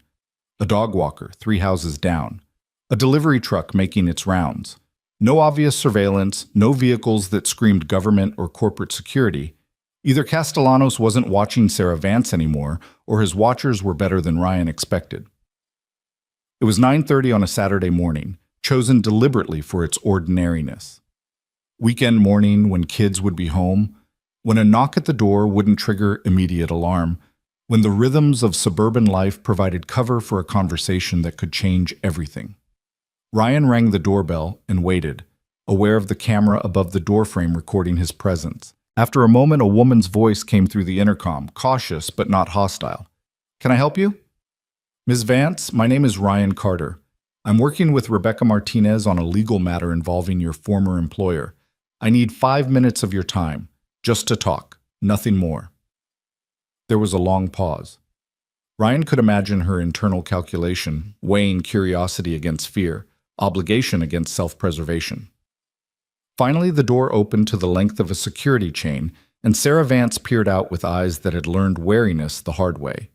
She was 42 according to Gunderson's intel, but looked older in the way that stress ages people prematurely. Her dark hair was pulled back in a practical ponytail, her clothing casual Saturday wear, but her expression carried the weight of someone who'd seen things she wished she could forget. "I signed an NDA," Sarah said without preamble. "I can't discuss anything about my employment with Castellanos Defense Systems. I'm sorry Miss Martinez is having trouble, but I can't help her.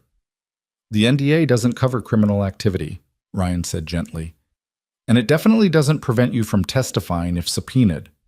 Ms. Vance, I'm not here to threaten you or pressure you. I'm here to give you an opportunity to do the right thing for the right reasons. Can I please come in for 5 minutes? Your neighbors are starting to notice. Sarah glanced past him at the street, saw curtains twitching in windows, and made a decision. She closed the door to remove the chain, then opened it fully. 5 minutes. My kids are upstairs doing homework. I don't want them involved in whatever this is. Ryan stepped into a living room that spoke of middle-class struggle. Furniture that was quality but aging, family photos arranged with care, the particular tidiness of someone who maintains control through organization. Sarah gestured to a chair but remained standing herself, arms crossed defensively.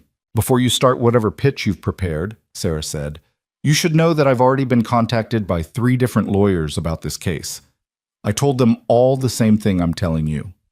I can't help. I won't help. I have 2 children to support, a mortgage I can barely afford, and a career I'm trying to rebuild. Testifying against Victor Castellanos would destroy all of that. 20 Marines were destroyed, Ryan said quietly.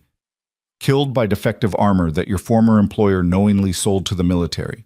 One of those Marines was Captain Benjamin Rodriguez, who spent his last months trying to expose the fraud that got him and his men killed.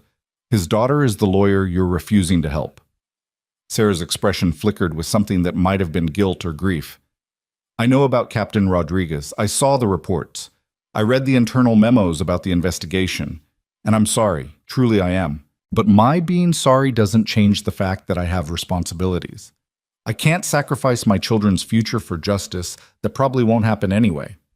Ryan leaned forward slightly, keeping his posture non-threatening but his voice carrying absolute conviction. What if I could guarantee your children's future? What if I could ensure that testifying wouldn't destroy you financially or professionally? Would that change your answer? How could you possibly guarantee that? Miss Martinez's civil suit is going to win, Ryan said, with certainty he mostly felt. When it does, the settlement will be substantial.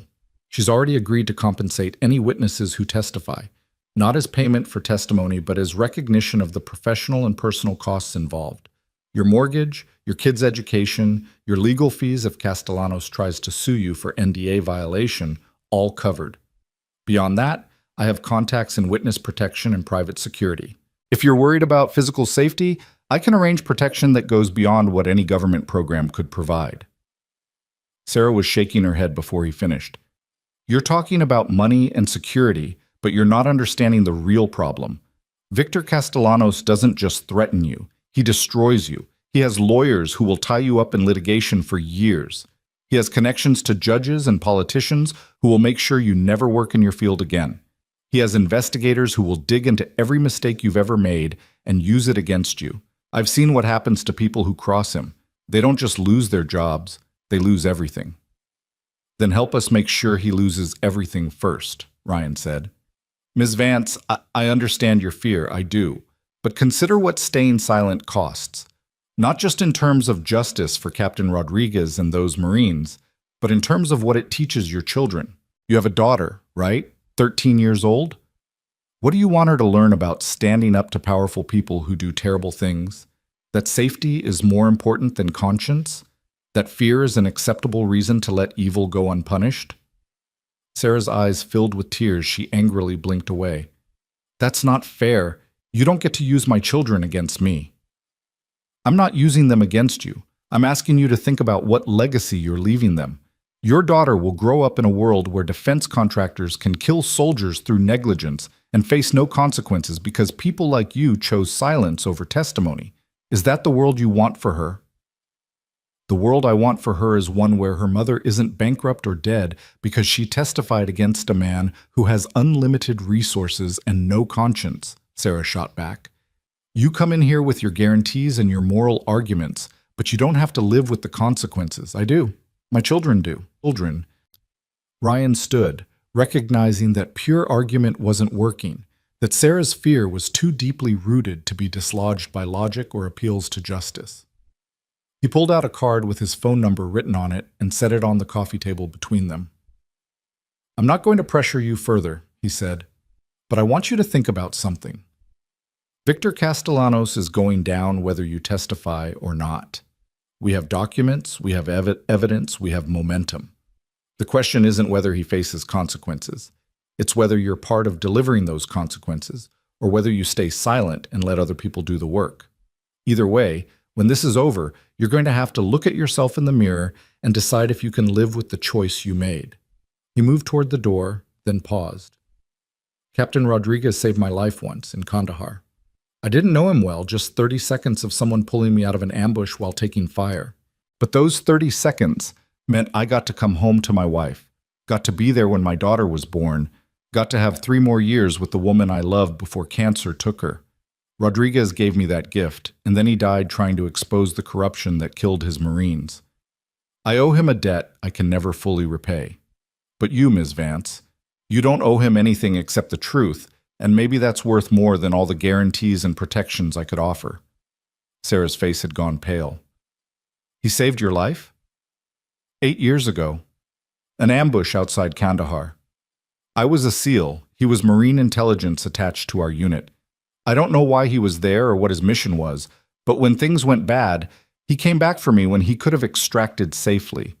I survived because Benjamin Rodriguez believed some debts transcend self-preservation. Now I'm asking you to honor that same principle. Not for me, not even for his daughter, but for the 20 Marines who trusted their equipment to protect them and died when that trust was betrayed." Ryan left without waiting for a response, walking back to his truck through streets that seemed too peaceful for the weight of the conversation he'd just had. He didn't know if his words had reached Sarah Vance, if the combination of practical guarantees and moral appeal had been enough to overcome years of fear. All he could do was plant the seed and hope it grew before the trial date arrived. His phone rang as he reached his truck. "Rebecca," her voice tight with controlled excitement. "The judge granted the emergency motion. We have a preliminary hearing in 3 days to determine if there's sufficient cause for expedited trial." "Ryan, this is huge.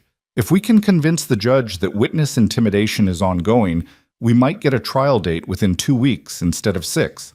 "That's good news," Ryan said, though part of him wondered if accelerating the timeline was tactical brilliance or desperation disguised as strategy. "What do we need for the hearing?" "Evidence of intimidation, testimony about threats, documentation of Castellanos' attempts to obstruct justice. I can provide most of that, but it would be stronger if we had a witness willing to testify about experiencing direct threats." "I'll work on it." "What about the media strategy?"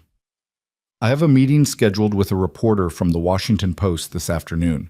She covers defense contractor corruption, and she's very interested in the story. If she runs with it, this becomes national news. That's protection in itself. Harder to make someone disappear when journalists are actively covering their case." Ryan felt the pieces moving into position, the momentum building towards some inevitable conclusion. "Be careful with the reporter. Don't give her anything that could compromise the legal case or put you at additional risk.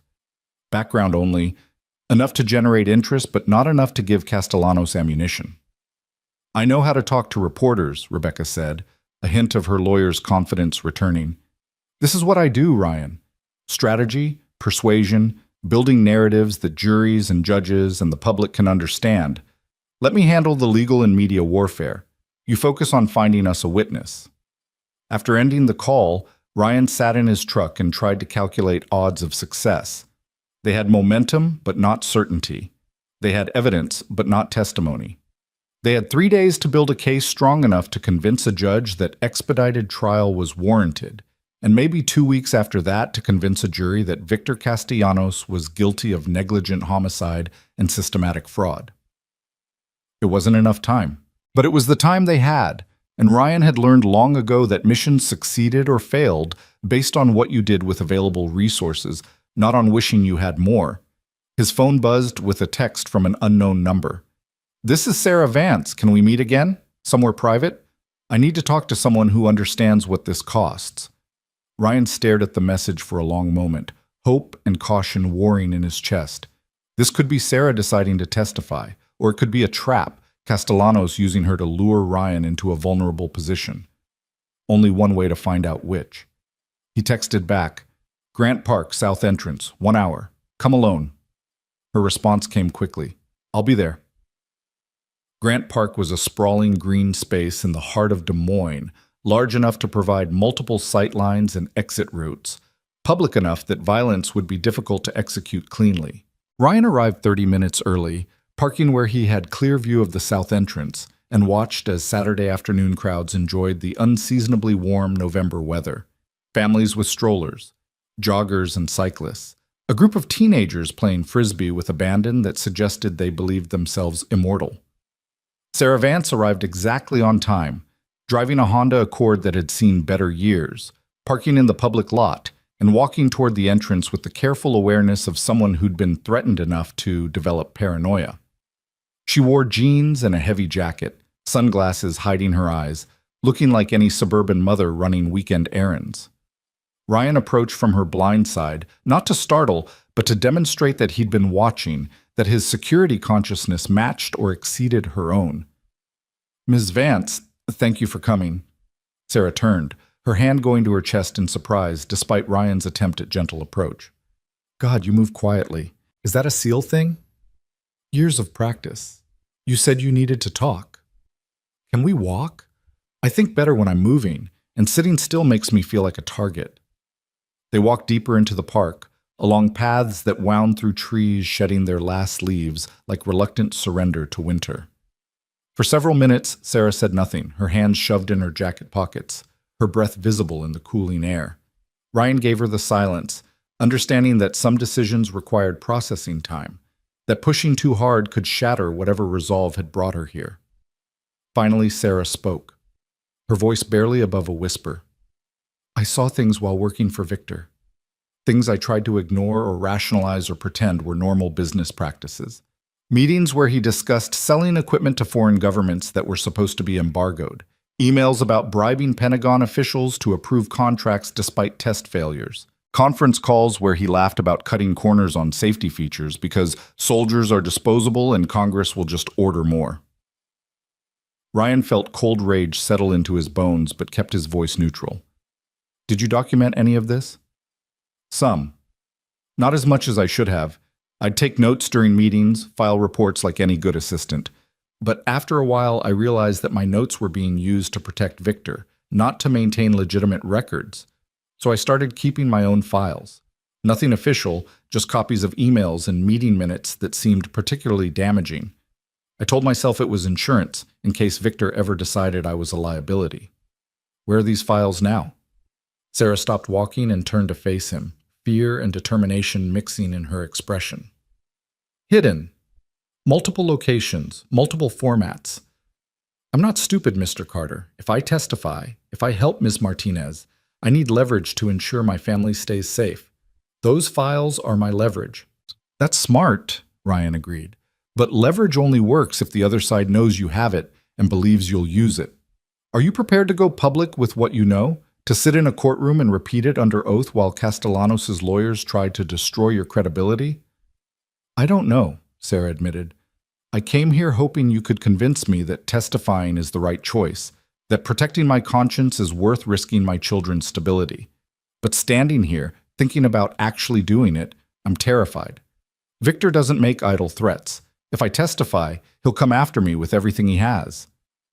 Then we make sure everything he has isn't enough, Ryan said. Ms. Vance, Sarah, I can't promise this will be easy or safe. What I can promise is that I will personally ensure your family's protection, not some government program or private security company, but me. I will stand between you and anyone Castellanos sends, and I'm very, very good at my job.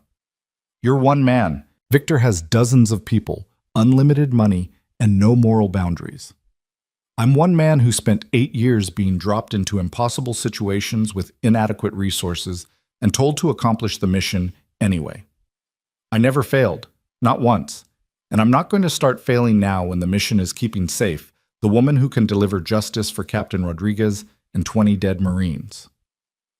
Sarah studied him with the kind of assessment people develop when their survival depends on reading others accurately. You really believe we can win. Not just hope or wish, but actually believe it. I know we can win, Ryan said with absolute certainty. Because we have truth on our side, and eventually truth overwhelms even the best-funded lies. It might take time, it might cost more than we want to pay, but justice delayed isn't justice denied if we refuse to give up. My daughter asked me last night why I've been so stressed lately, Sarah said, her voice breaking slightly. She's 13, old enough to see through my attempts to hide it.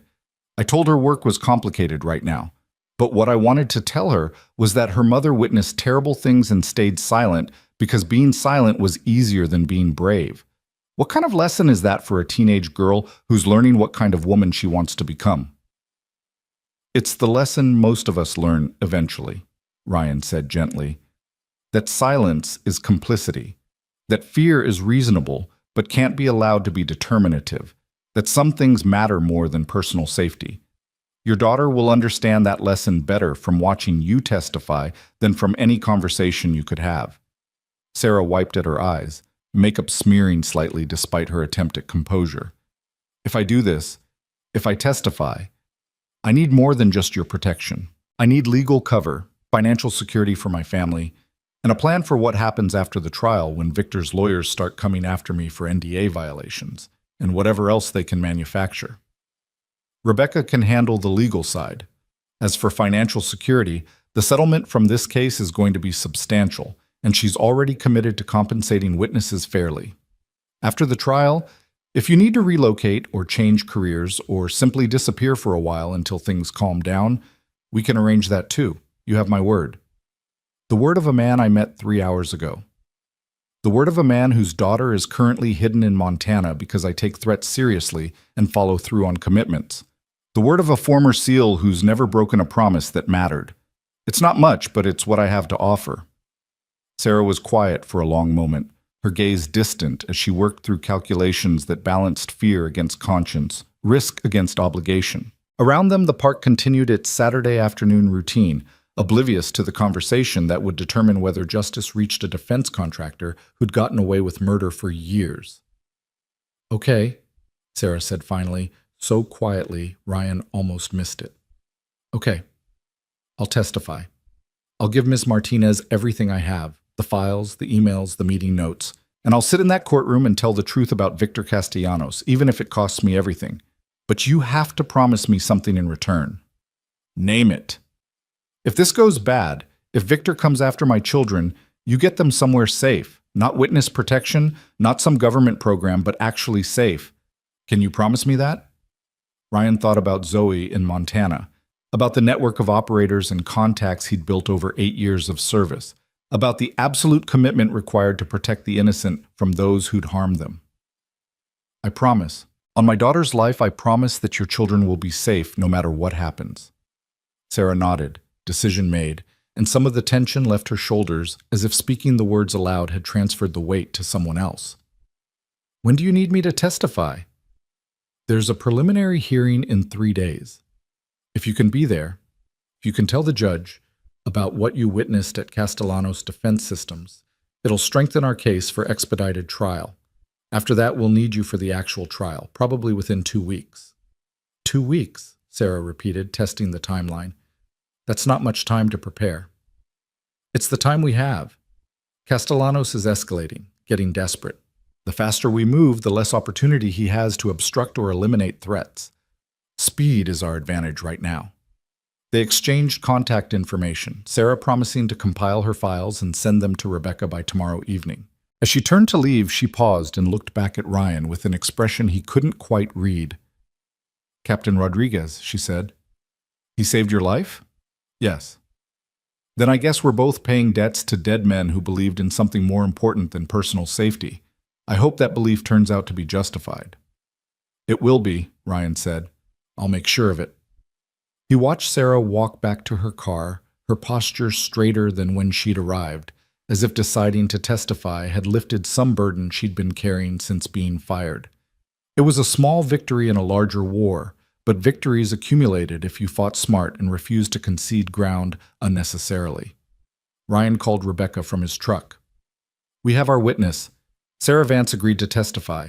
She's sending you files tonight, copies of emails and meeting notes that document Castellanos' fraud.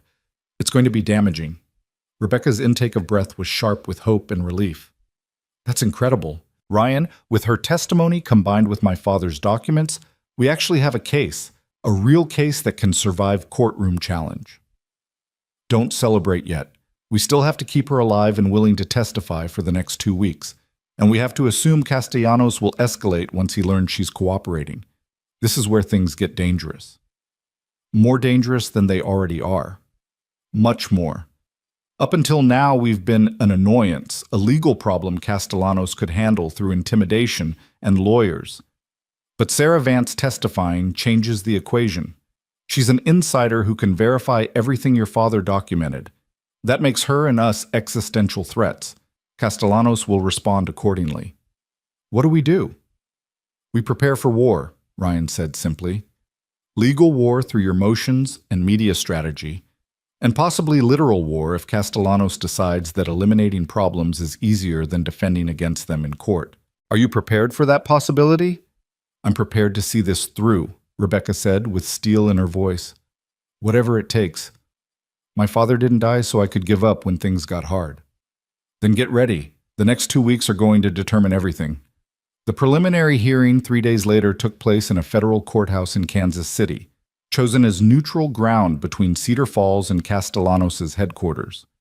Ryan accompanied Rebecca, positioned himself in the back of the courtroom where he could watch entrances and assess threats, and listened as she presented her case for expedited trial. Sarah Vance testified first, her voice shaking slightly, but her words clear as she described working for Castellanos' defense systems, the meetings where corners were cut and test results falsified, the culture of prioritizing profit over safety. Under Rebecca's careful questioning, Sarah painted a picture of systematic fraud that made the judge's expression progressively grimmer. Castellanos' legal team, 3 lawyers in expensive suits who'd probably billed more in the past week than Sarah Vance earned in a year, attempted to discredit her testimony through aggressive cross-examination. They questioned her memory, suggested she was motivated by revenge after being fired, implied that NDA violations made her unreliable. But Sarah held firm, her answers consistent and her documentation thorough enough to counter most challenges. Rebecca followed with testimony about the threat she'd received, the men who'd cornered her in Cedar Falls, the clear pattern of witness intimidation designed to prevent the case from reaching trial. She entered into evidence the photographs her father had sent showing Castellanos meeting with General Hawthorne, suggesting corruption that reached beyond simple product liability into military procurement fraud. The judge, a 60-year-old woman named Patricia Morrison, who'd presided over federal court for 20 years, listened with the careful attention of someone who understood the significance of what was being presented. When both sides had finished their arguments, she called a brief recess before delivering her ruling. Ryan used the break to check his phone. 3 messages from Gunderson. Marcus's guys landed in Des Moines this morning. Call them. Followed by 2 phone numbers. The reinforcements had arrived faster than expected, which suggested Marcus had pulled significant strings to redirect his security team mid-contract. The courtroom reassembled. Judge Morrison looked out over the assembled lawyers and witnesses with an expression that suggested she'd reached a decision she expected to be challenged. Having reviewed the evidence and testimony presented today, she began, her voice carrying the formal weight of judicial authority, I find sufficient cause to grant the plaintiff's motion for expedited trial. The pattern of witness intimidation documented by Ms. Martinez, combined with Ms. Vance's testimony regarding systematic fraud at Castellanos Defense Systems, suggests that delaying trial would prejudice the plaintiff's case and potentially endanger witnesses. Castellanos' lead attorney stood immediately. Your Honor, we object strenuously to this ruling. The defense requires adequate time to prepare, to review the extensive documentation, to conduct our own discovery. 2 weeks is insufficient for a case of this complexity. Your objection is noted for the record, Judge Morrison said coolly. However, the defense has had 18 months since the initial filing to prepare. The acceleration is being driven by circumstances largely created by your client's alleged actions. Trial will commence in 14 days. Both parties will have 1 week for final discovery and witness preparation. Any motions for continuance will be viewed with extreme skepticism unless accompanied by compelling justification. This court is adjourned. The gavel's crack echoed like a gunshot in the suddenly silent courtroom. Rebecca's face showed restrained triumph, understanding that this was victory but not the victory, that the real battle would happen in 2 weeks when they faced a jury. Castellanos' lawyers were already huddling, their urgent whispers suggesting emergency strategy sessions and appeals they'd file before the day ended. Ryan moved to Rebecca's side as the courtroom emptied. That went better than expected.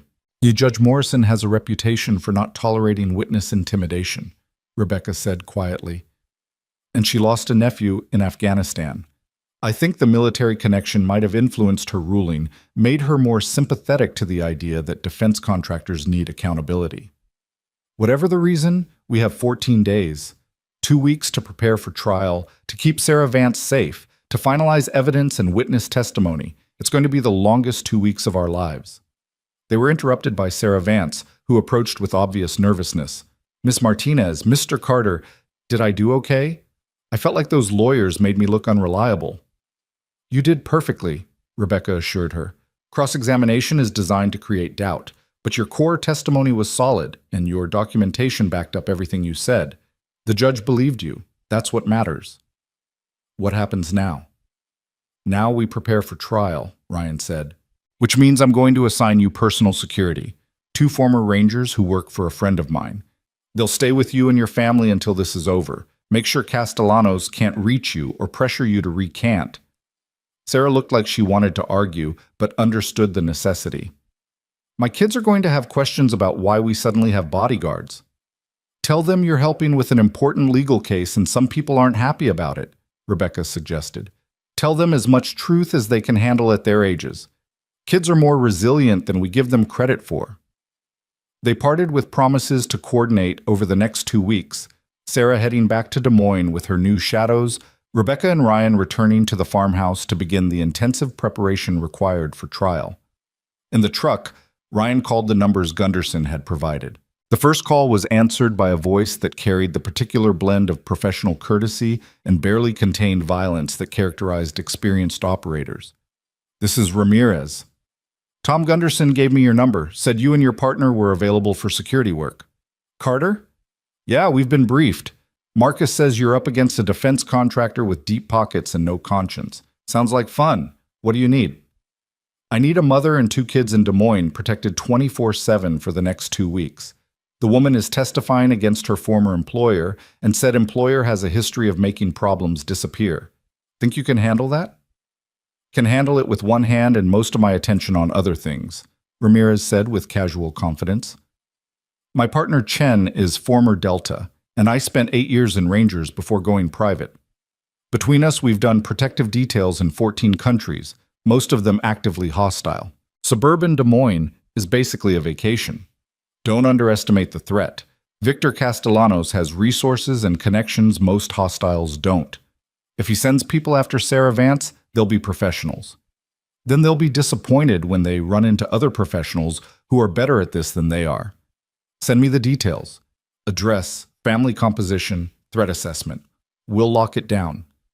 Ryan provided the information and hung up feeling marginally better about Sarah's safety. Ramirez and Chen were good people, the kind Marcus trusted with his life and his operations. If anyone could keep Sarah alive through the next 2 weeks, it was them. The remaining 13 days blurred into intensive preparation that consumed every waking hour. Rebecca worked 18-hour days refining her arguments, preparing witnesses, anticipating every angle Castellanos' lawyers might pursue. Ryan coordinated security, ran background checks on the jury pool once names were released, and maintained constant communication with the protective detail watching Sarah Vance. The Washington Post story broke on day 5, a front-page investigation into defense contractor fraud that named Victor Castellanos and detailed the allegations of defective armor. The article drew heavily on Rebecca's documentation while carefully avoiding anything that might prejudice the trial, and the response was immediate and intense. Congressional committees announced investigations. Pentagon officials issued carefully worded statements about reviewing procurement procedures. And most importantly, the case became too public to bury quietly. Castellanos responded through his lawyers and his media team, issuing denials and counter-accusations, suggesting that Rebecca was a disgruntled daughter pursuing a vendetta, that Sarah Vance was a fired employee with credibility issues, that the test results were being misinterpreted by people without technical expertise. But the defensive posture was telling. He was responding instead of controlling the narrative, always a position of weakness. On day 9, someone tried to break into Sarah Vance's house at 3 in the morning. Ramirez and Chen were ready, intercepting the intruder before he reached the door and delivering him to local police with enough evidence of attempted breaking and entering to ensure charges would stick. The would-be burglar claimed to be a junkie looking for easy valuables, but his military-grade lockpicking tools and the complete absence of drugs in his system suggested otherwise. Rebecca filed an emergency motion documenting the break-in attempt as further evidence of witness intimidation. Judge Morrison issued a strongly worded warning to Castellanos' legal team and assigned a federal marshal to provide additional security at the trial. On day 12, Gunderson called with information that changed everything. We got the financial records. My hacker contact found offshore accounts and wire transfers linking Castellanos to General Hawthorne. $2 million over 3 years, routed through shell corporations and dummy accounts, but traceable if you know what you're looking for. It's not going to be admissible in civil court without proper subpoenas, but it's enough to trigger a federal investigation. How fast can DOJ move on this? Ryan asked. Already moving. Rebecca's contact there received the information anonymously this morning. They're convening a grand jury next week to review evidence of bribery and military procurement fraud. Even if your civil case somehow fails, Castellanos is facing federal criminal charges that he can't buy or intimidate his way out of. It was the insurance policy they needed, the guarantee that even if trial went badly, justice would eventually reach Victor Castellanos. Ryan relayed the information to Rebecca, who received it with exhausted relief. We're going to win, she said, and for the first time since this began, her voice carried absolute conviction. Between Sarah's testimony, my father's documents, the financial records, and the media attention, there's no way a jury looks at this evidence and sides with Castellanos. We're actually going to win. Don't count it until the verdict is read, Ryan cautioned, but he allowed himself to share her hope. They'd built something solid, something that could withstand legal assault and emerge intact. All that remained was surviving the next 2 days until trial began. The night before trial, Ryan drove out to the farmhouse one last time to ensure everything was ready. Rebecca was still awake at midnight, rehearsing her opening statement, her voice hoarse from hours of practice. Zoe had called earlier from Montana, chattering excitedly about horses and mountains and asking when Daddy was coming to visit, her innocence a reminder of everything Ryan was fighting to protect. You should sleep, Ryan said to Rebecca. Tomorrow starts the marathon, and you need to be sharp. I can't sleep. Every time I close my eyes, I see my father's face, and I think about how he died trying to expose this corruption. Tomorrow I get to honor that sacrifice by putting Castellanos in front of a jury. I can't screw it up. You won't screw it up. You're brilliant and prepared, and you have truth on your side. Trust the work you've done. Rebecca looked at him with an expression that mixed gratitude and something deeper. When this started, when those men cornered me at Romano's, I was terrified and alone and certain I was going to lose everything.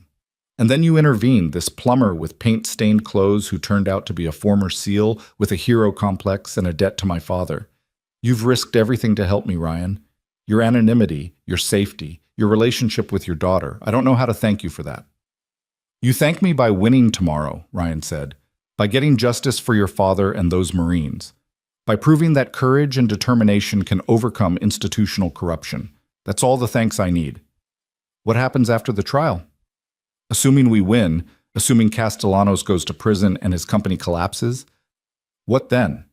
Do you go back to Cedar Falls and resume being a plumber?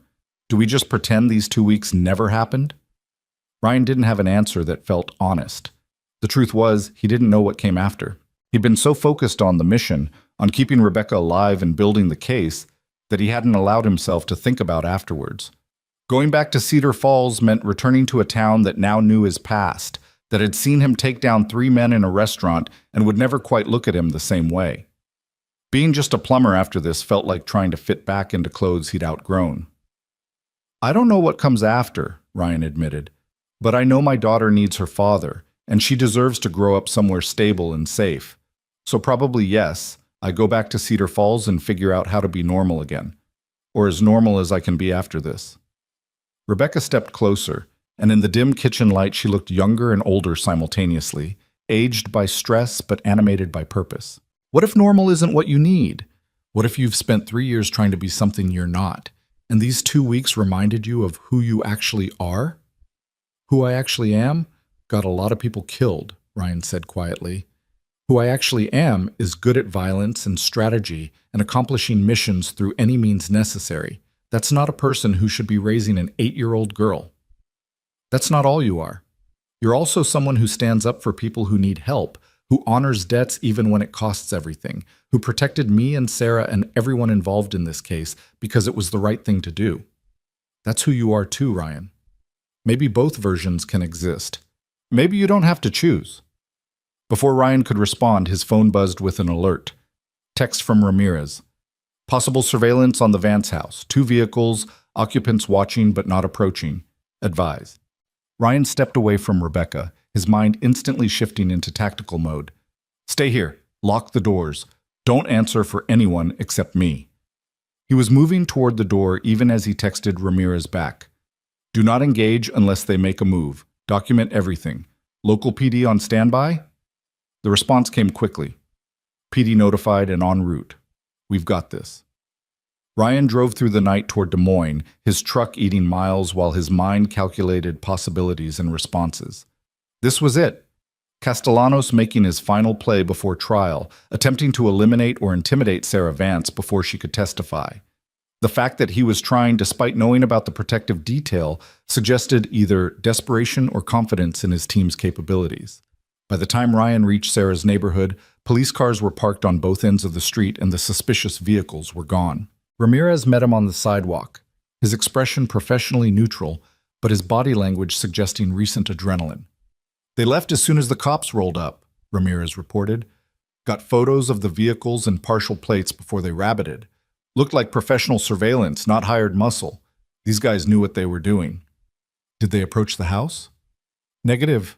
Just watched from positions with good sight lines. If we hadn't been actively scanning for watchers, we might have missed them. That's what concerns me, Ryan said.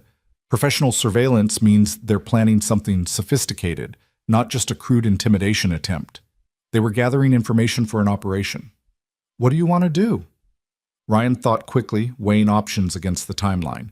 Trial started in 9 hours. Sarah needed to be at the courthouse, needed to testify, needed to be the insider witness that made Rebecca's case unassailable. But getting her there safely, while unknown professionals planned unknown operations, required resources and coordination they might not have. We move her now, Ryan decided. Not to a hotel or safe house, but directly to the courthouse. There are secure rooms where witnesses can wait under federal protection. She stays there until it's time to testify, and after she testifies, we move her and her family to a secure location until this is completely over. What about her kids? They go to your partner Chen's family in Chicago. Temporary placement, explained as a short school trip. No details about why. If Castellanos' people can't find them, they can't be used as leverage. Ramirez nodded approval. Smart. Remove all the pressure points. I'll coordinate with Chen. You want us to continue protective detail after trial? Until Castellanos is convicted or dead, whichever comes first. Marcus is paying you, so bill whatever you need for extended operations. Marcus already told us this one's pro bono. Something about paying forward a debt to Captain Rodriguez. Apparently the good captain pulled Marcus's ass out of a fire in Fallujah 10 years back. Small world. How many people that Marine saved? The comment hit Ryan with unexpected force. Captain Benjamin Rodriguez had saved multiple lives, had built a network of debts through courage and competence, and now those debts were being repaid by people who'd never met him, but honored his memory anyway. That was the kind of legacy that mattered, the kind that transcended death and created ripples that changed the world long after the person was gone. Trial began at 9 the next morning in a federal courthouse packed with media, spectators, and enough security to handle a presidential visit. Victor Castellanos sat at the defense table surrounded by his legal team, looking calm and confident in an expensive suit, his expression suggesting amused tolerance for these proceedings that would ultimately vindicate him. Rebecca sat at the plaintiff's table with an associate she'd brought in to help with logistics, her hands steady as she organized files despite the massive pressure riding on her performance. Ryan was positioned in the public gallery, where he could watch both the proceedings and the entrances, his awareness encompassing jury reactions and potential threats in equal measure. Judge Morrison entered, and the courtroom rose, then settled as she began explaining procedures to the jury. 12 citizens who would determine whether Victor Castellanos was guilty of the negligence that had killed 20 Marines and Captain Benjamin Rodriguez. 12 ordinary people who held extraordinary power for the next week. Rebecca's opening statement was masterful, painting a picture of systematic corruption that was both technically accurate and emotionally compelling. She spoke about Captain Rodriguez, about his dedication to the Corps, and his determination to expose fraud even when it cost him his life. She spoke about the 20 Marines who died trusting equipment that had been designed to protect them but had failed due to corporate greed and falsified testing. She spoke about Sarah Vance, who'd witnessed the corruption from inside and who was risking everything to ensure accountability. Castellanos' lead attorney countered with the defense's opening, arguing that the armor had met all specifications, that the Kandahar incident was a tragedy but not a crime, that Miss Martinez was a grieving daughter whose judgment was clouded by loss and whose case was built on misunderstood technical data and the testimony of a disgruntled former employee. The first 2 days of trial were consumed with technical testimony from engineers and testing experts, dense material that made several jurors' eyes glaze despite the lawyers' best efforts to make it accessible. But on day 3, Sarah Vance took the stand, and the courtroom came alive with human drama that transcended technical specifications. Under Rebecca's questioning, Sarah described her 7 years working for Victor Castellanos, the culture of prioritizing profit over safety, the meetings where executives discussed cutting corners and falsifying results. She walked the jury through specific emails and memos, explaining in layperson's terms how Castellanos had knowingly sold defective armor to the military despite internal warnings about failure rates. The cross-examination was brutal. Castellanos' lawyers attacked her credibility, her motivations, her memory of events from years past. They suggested she was lying to get revenge for being fired, that her evidence was either fabricated or misunderstood, that her testimony was bought by promises of financial compensation. But Sarah held firm, her voice never wavering as she answered each attack with documented evidence and consistent testimony. And critically, she looked at the jury when she spoke, making eye contact with each member, creating human connection that transcended legal arguments. "I'm not here because I hate Victor Castellanos," Sarah said during a particularly aggressive cross-examination. "I'm here because 20 Marines died wearing armor I watched him knowingly sell despite test failures. I'm here because Captain Rodriguez died trying to expose fraud I witnessed daily. I'm here because staying silent makes me complicit in those deaths. And I have a daughter who needs to learn that doing the right thing matters more than personal safety. That's why I'm testifying, counselor. Not for money, not for revenge, but because the alternative is living the rest of my life knowing I let those Marines die unavenged." The courtroom was silent when she finished. Even Castellanos' lawyer seemed momentarily at a loss for response. Judge Morrison called for afternoon recess, and the jury filed out with expressions that suggested Sarah's testimony had landed with impact. Ryan met Rebecca in the hallway during the break. "She's winning them over. I watched the jury. They believe her." "Don't jinx it," Rebecca said, but hope shone in her eyes. "We still have to present the documentary evidence and tie everything together. Castellanos' lawyers are good. They'll find ways to create doubt." The trial stretched through the week, each day bringing new testimony and evidence, each evening bringing exhaustion that Ryan fought through constant coffee, and the determination to see this through. Zoe called every night from Montana, her voice a lifeline to the world beyond courtroom warfare, reminding him why he was doing this and what waited on the other side of victory. On day 7, the defense rested their case after presenting their own experts who challenged the test results and suggested that the armor failures were due to exceptional IED sophistication rather than design flaws. It was technically plausible, carefully argued, and almost convincing if you didn't have Sarah Vance's testimony and Captain Rodriguez's documents to counter it. Closing arguments happened on day 8.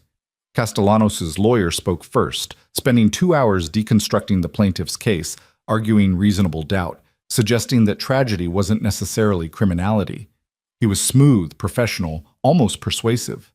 Then Rebecca stood for her closing argument, and Ryan watched her transform into something formidable. She spoke about her father not as a lawyer speaking about evidence, but as a daughter honoring her father's sacrifice. She spoke about the 20 Marines not as abstract casualties, but as people with families and dreams and futures that had been stolen by corporate greed. She spoke directly to the jury, asking them to honor those deaths by holding Victor Castellanos accountable. "My father died believing that truth matters," Rebecca said, her voice carrying across the silent courtroom. "He died believing that justice is possible, even against powerful people who think they're untouchable. He died believing that ordinary citizens serving on juries like this one have the power to make things right. I'm asking you to prove him correct. I'm asking you to look at the evidence, believe the testimony, and deliver justice for Captain Benjamin Rodriguez and the Marines who died because Victor Castellanos chose profit over principle. Thank you." The jury deliberated for 3 days. 3 days of waiting that felt like 3 years, where every phone call might be the verdict and every hour stretched like taffy. Ryan stayed close to Rebecca, providing support and security while she oscillated between confidence and terror about the outcome. On the afternoon of the 3rd day, the call came. The jury had reached a verdict. The courtroom reassembled with the same crowd that had filled it throughout trial, everyone understanding that this moment would determine whether 2 weeks of testimony and argument had been enough. Victor Castellanos sat at the defense table looking less confident than opening day, his lawyers arrayed around him like protective walls that were showing cracks. The jury filed in, none of them looking at Castellanos, a sign that veteran trial lawyers recognized as bad news for the defense. Judge Morrison asked the foreperson if they'd reached a verdict. "We have, Your Honor." What say you?" The foreperson, a retired teacher who'd taken her civic duty with visible seriousness, stood and read from the verdict form. "In the matter of Martinez versus Castellanos defense systems, we, the jury, find for the plaintiff on all counts. We find that the defendant knowingly sold defective armor to the United States military, that said armor directly contributed to the deaths of Captain Benjamin Rodriguez and 19 other Marines, and that the defendant is liable for compensatory and punitive damages." The courtroom erupted. Media rushed to file stories. Spectators reacted with shock or satisfaction, depending on their allegiances. And Rebecca Martinez collapsed into her chair, tears streaming down her face, as 18 months of work and a lifetime of grief found vindication in 12 citizens' decision. Ryan felt something in his chest unclench, tension he'd been carrying since that Friday night at Romano's finally releasing. They'd won. Against all odds, against Castellanos' resources and lawyers and intimidation, they'd won. Captain Rodriguez was vindicated. 20 Marines had justice, and Sarah Vance's courage had made the difference. Judge Morrison gavelled for order and announced that damages would be determined in a separate hearing, but that the liability finding was final. Castellanos' lawyers immediately began filing appeals, but their client's face had gone pale with the understanding that his empire was crumbling. Outside the courthouse, media swarmed Rebecca for comment. She spoke briefly about her father's sacrifice and the importance of holding powerful people accountable, then excused herself to find Ryan in the crowd. "We did it," she said, her voice breaking with emotion. "We actually did it." "You did it," Ryan corrected. "I just kept you alive long enough to present your case. The victory is yours." "It's ours," Rebecca insisted. "Mine, yours, Sarah's, my father's. Everyone who fought for this contributed to the victory. And now Castellanos faces federal charges. His company is going to collapse, and no defense contractor will ever again think they can get away with killing soldiers through negligence." It was victory, complete and total. But as Ryan watched Rebecca accept congratulations from supporters and colleagues, he felt the familiar emptiness that followed successful missions. The objective was accomplished, the enemy defeated, the innocent protected. Now came the hard part, figuring out what to do when there was no more mission, no more clear objective, no more enemy to fight. His phone rang. Ellen Webb calling from Montana. "Ryan, you need to come get your daughter. Not because anything's wrong, but because she misses you desperately, and because she deserves to hear from her father that the bad people are gone and she can come home. I'll be there tomorrow. Ryan promised. And Ellen, thank you for everything. Just doing what Marcus would want. Come home, Ryan. Your war is over. Time to figure out how to live in peace. That night, Ryan drove back to Cedar Falls alone, leaving Rebecca to handle media and lawyers in the aftermath of victory. The town looked the same as when he'd left 2 weeks ago, but Ryan felt fundamentally changed. The quiet life he'd built seemed smaller now, less substantial, a fiction that had served its purpose but couldn't be maintained. Mrs. Henderson met him at the door when he arrived home, her eyes full of questions she was too polite to ask. "Everything settled with your emergency work?" "Everything's settled," Ryan confirmed. "Thank you for watching the house. I'll be leaving tomorrow to pick up Zoe, but we should be back by the weekend." Alone in his house, surrounded by pictures of Sarah and memories of the life they'd planned to build together, Ryan felt the weight of decision pressing down. He could go back to being a plumber, could resume Friday nights at Romano's and coaching soccer and the comfortable routine of small-town existence. Or he could acknowledge that the past 2 weeks had reminded him of who he was beneath the paint-stained shirts, and that maybe that person deserved to exist openly rather than hidden. His phone rang.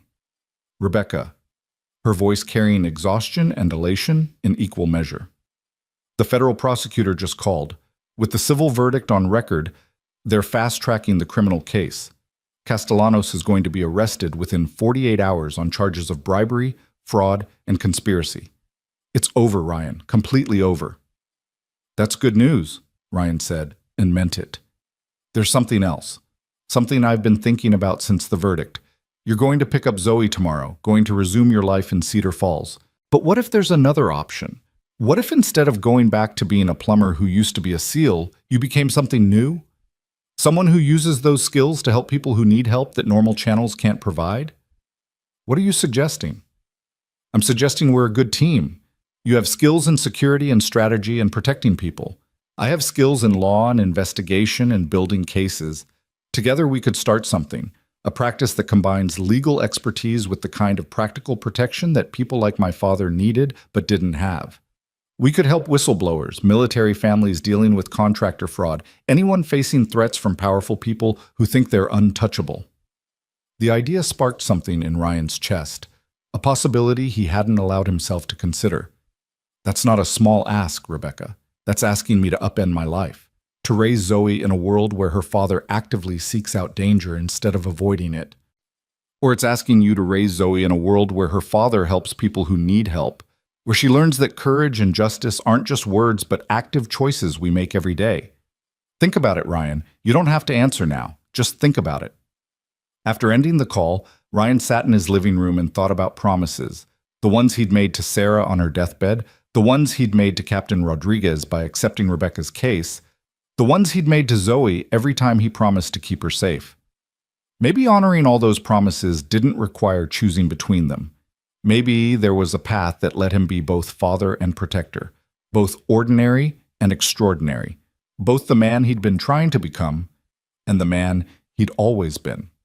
The next morning, Ryan drove to Montana through landscape that shifted from Iowa flatland to mountain grandeur, each mile taking him closer to his daughter and further from the life he'd known.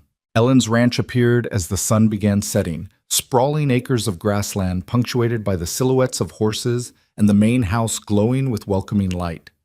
Zoe burst through the door before Ryan had even shut off his truck, running toward him with abandon that made his heart hurt with how much he'd missed her. He caught her up in his arms, holding her tight while she chattered about horses and mountains and everything she'd learned in 2 weeks away. "I missed you so much, Daddy," Zoe said into his shoulder. "But Miss Ellen says I was very brave." "Was I brave?" "The bravest," Ryan confirmed, "and I'm so proud of you. Are you ready to go home?" Zoe pulled back to look at him seriously. "Are the bad people really gone? Can we go back to normal?" Ryan thought about Rebecca's offer, about the possibility of building something new instead of returning to something old. He thought about Zoe growing up watching her father help people, learning that standing up for justice wasn't just stories but reality that required courage and commitment. He thought about the kind of legacy he wanted to leave, not through avoiding danger, but through facing it when necessary to protect the innocent. The bad people are gone. Ryan said truthfully, but I'm not sure we can go back to exactly the way things were. Some things have changed. I've changed. Is that okay? What kind of changes? The kind where Daddy might do different work. Work that helps people like the nice lady from Romano's. Work that's a little bit Navy and a little bit plumber, and hopefully all good. But it means our life might be a little different than before. More interesting, but also sometimes more complicated. What do you think about that? Zoe considered this with the seriousness that 8-year-olds bring to major decisions. Will you still be my daddy? Will we still have pizza on Fridays? Always and always, Ryan promised. Those things never change. Then I think different might be good, Zoe decided. Mrs. Patterson says change is scary, but sometimes scary things turn out to be the best things.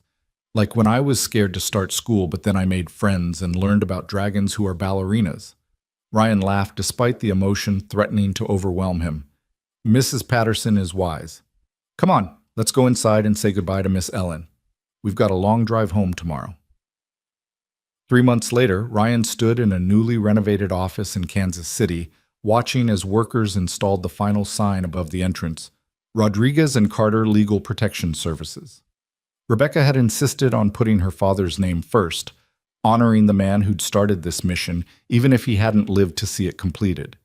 Ryan had agreed, understanding that some debts transcended personal pride. The office occupied the ground floor of a renovated building near the federal courthouse, convenient for Rebecca's legal work and equipped with the security features necessary for their protective services. Upstairs were conference rooms and a small apartment where Ryan and Zoe stayed during the week, close enough to Cedar Falls for weekend visits, but based in the city where the work was. Zoe had adjusted better than Ryan had expected, making friends at her new school and embracing the changes with the flexibility of childhood. She still asked questions about why Daddy sometimes had to work late or why certain people needed their help, but she'd absorbed the lesson that helping people was important work worth doing. Sarah Vance worked for them now, her inside knowledge of corporate malfeasance making her invaluable for investigating defense contractor cases. The civil settlement had been substantial enough to provide security for her family and seed money for the new business. Victor Castellanos was serving 15 years in federal prison after pleading guilty to bribery and fraud charges, his defense empire dismantled and his name becoming shorthand for corporate corruption. Rebecca emerged from her office with a file in hand, looking more at peace than Ryan had ever seen her. New client consultation in 30 minutes. Former Air Force sergeant who thinks her disability benefits were denied due to contractor misconduct. Sound like something we can help with? Sounds exactly like something we can help with, Ryan agreed. They worked together now, not as lawyer and bodyguard, but as partners who'd learned each other's strengths and trusted each other's judgment. Rebecca handled the legal warfare, building cases and filing motions and arguing in courtrooms where justice was dispensed through procedure and precedent. Ryan handled security and investigation, using skills learned in 8 years of combat to protect clients and gather evidence and occasionally remind powerful people that their power had limits. It wasn't the quiet life Ryan had promised Sarah he'd build for their daughter, but it was a good life, meaningful in ways that plumbing never quite achieved. And standing in the office named for a man who'd saved his life twice, once literally, and once by giving him purpose after years of drifting, Ryan felt something he hadn't felt since Sarah's death, genuine contentment with his place in the world. His phone buzzed with a text from Zoe, who was at an after-school art program. Made a new painting of Princess Flameheart. She's fighting corporate villains now. Can we hang it in the office? Ryan smiled and texted back, absolutely. Princess Flameheart sounds like she'd fit right in. That evening, back in their apartment above the office, Ryan helped Zoe with homework while Rebecca prepared dinner in the small kitchen that had become the heart of their strange new family. They weren't romantic partners exactly. The relationship was too complex for simple labels, built on shared trauma and mutual respect, and the gradual understanding that they worked better together than apart. But they were family in the way that mattered, people who'd chosen to stand together against darkness and who'd emerged into light still standing. Later, after Zoe was asleep and the city lights glowed beyond the windows, Ryan and Rebecca sat in the living room reviewing files for upcoming cases.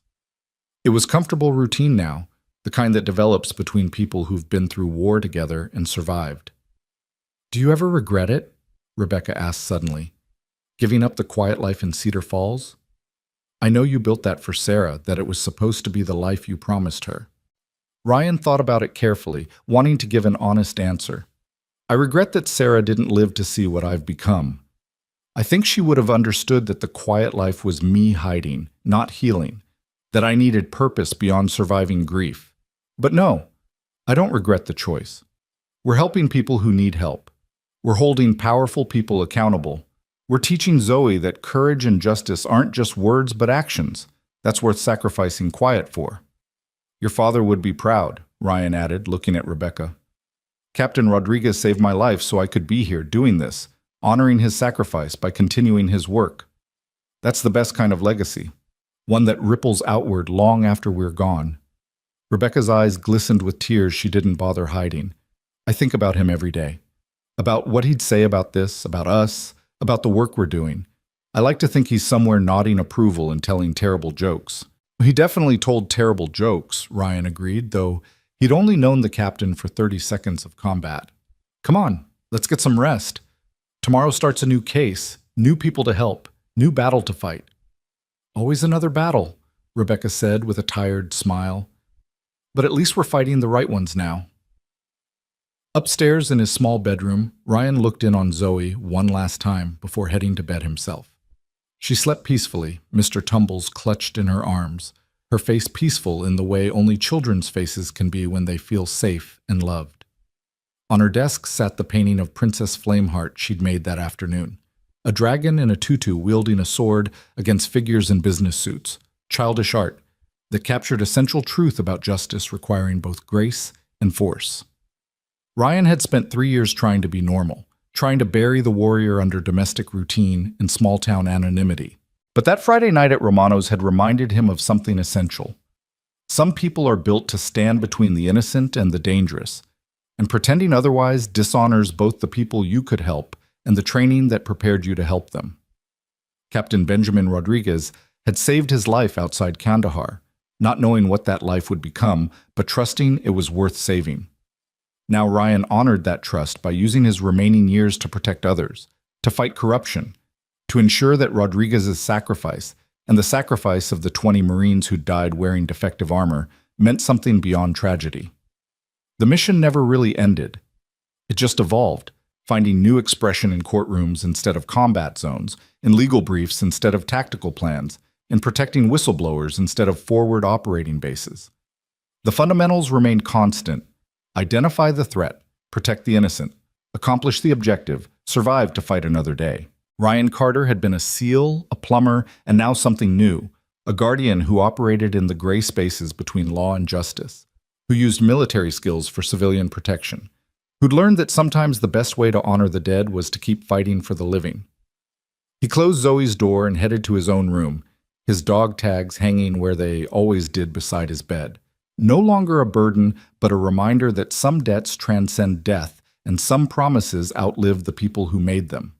Tomorrow would bring new challenges, new clients who needed help that normal channels couldn't provide, new opportunities to stand against the powerful on behalf of the powerless. But tonight, in a small apartment above an office named for a hero, with his daughter sleeping peacefully and his partner planning tomorrow's battles, Ryan Carter finally felt something he hadn't felt since Sarah's death. Home. Not the geographic kind, but the internal kind that comes from living with purpose and integrity and the knowledge that your work matters. The quiet protector had found his voice, and the world was better for it, one case at a time, one protected witness at a time, one powerful person held accountable at a time. Justice wasn't perfect. It wasn't quick. But it was possible, if you had courage enough to fight for it and stubbornness enough to never give up. Ryan Carter had both in abundance, and he was just getting started.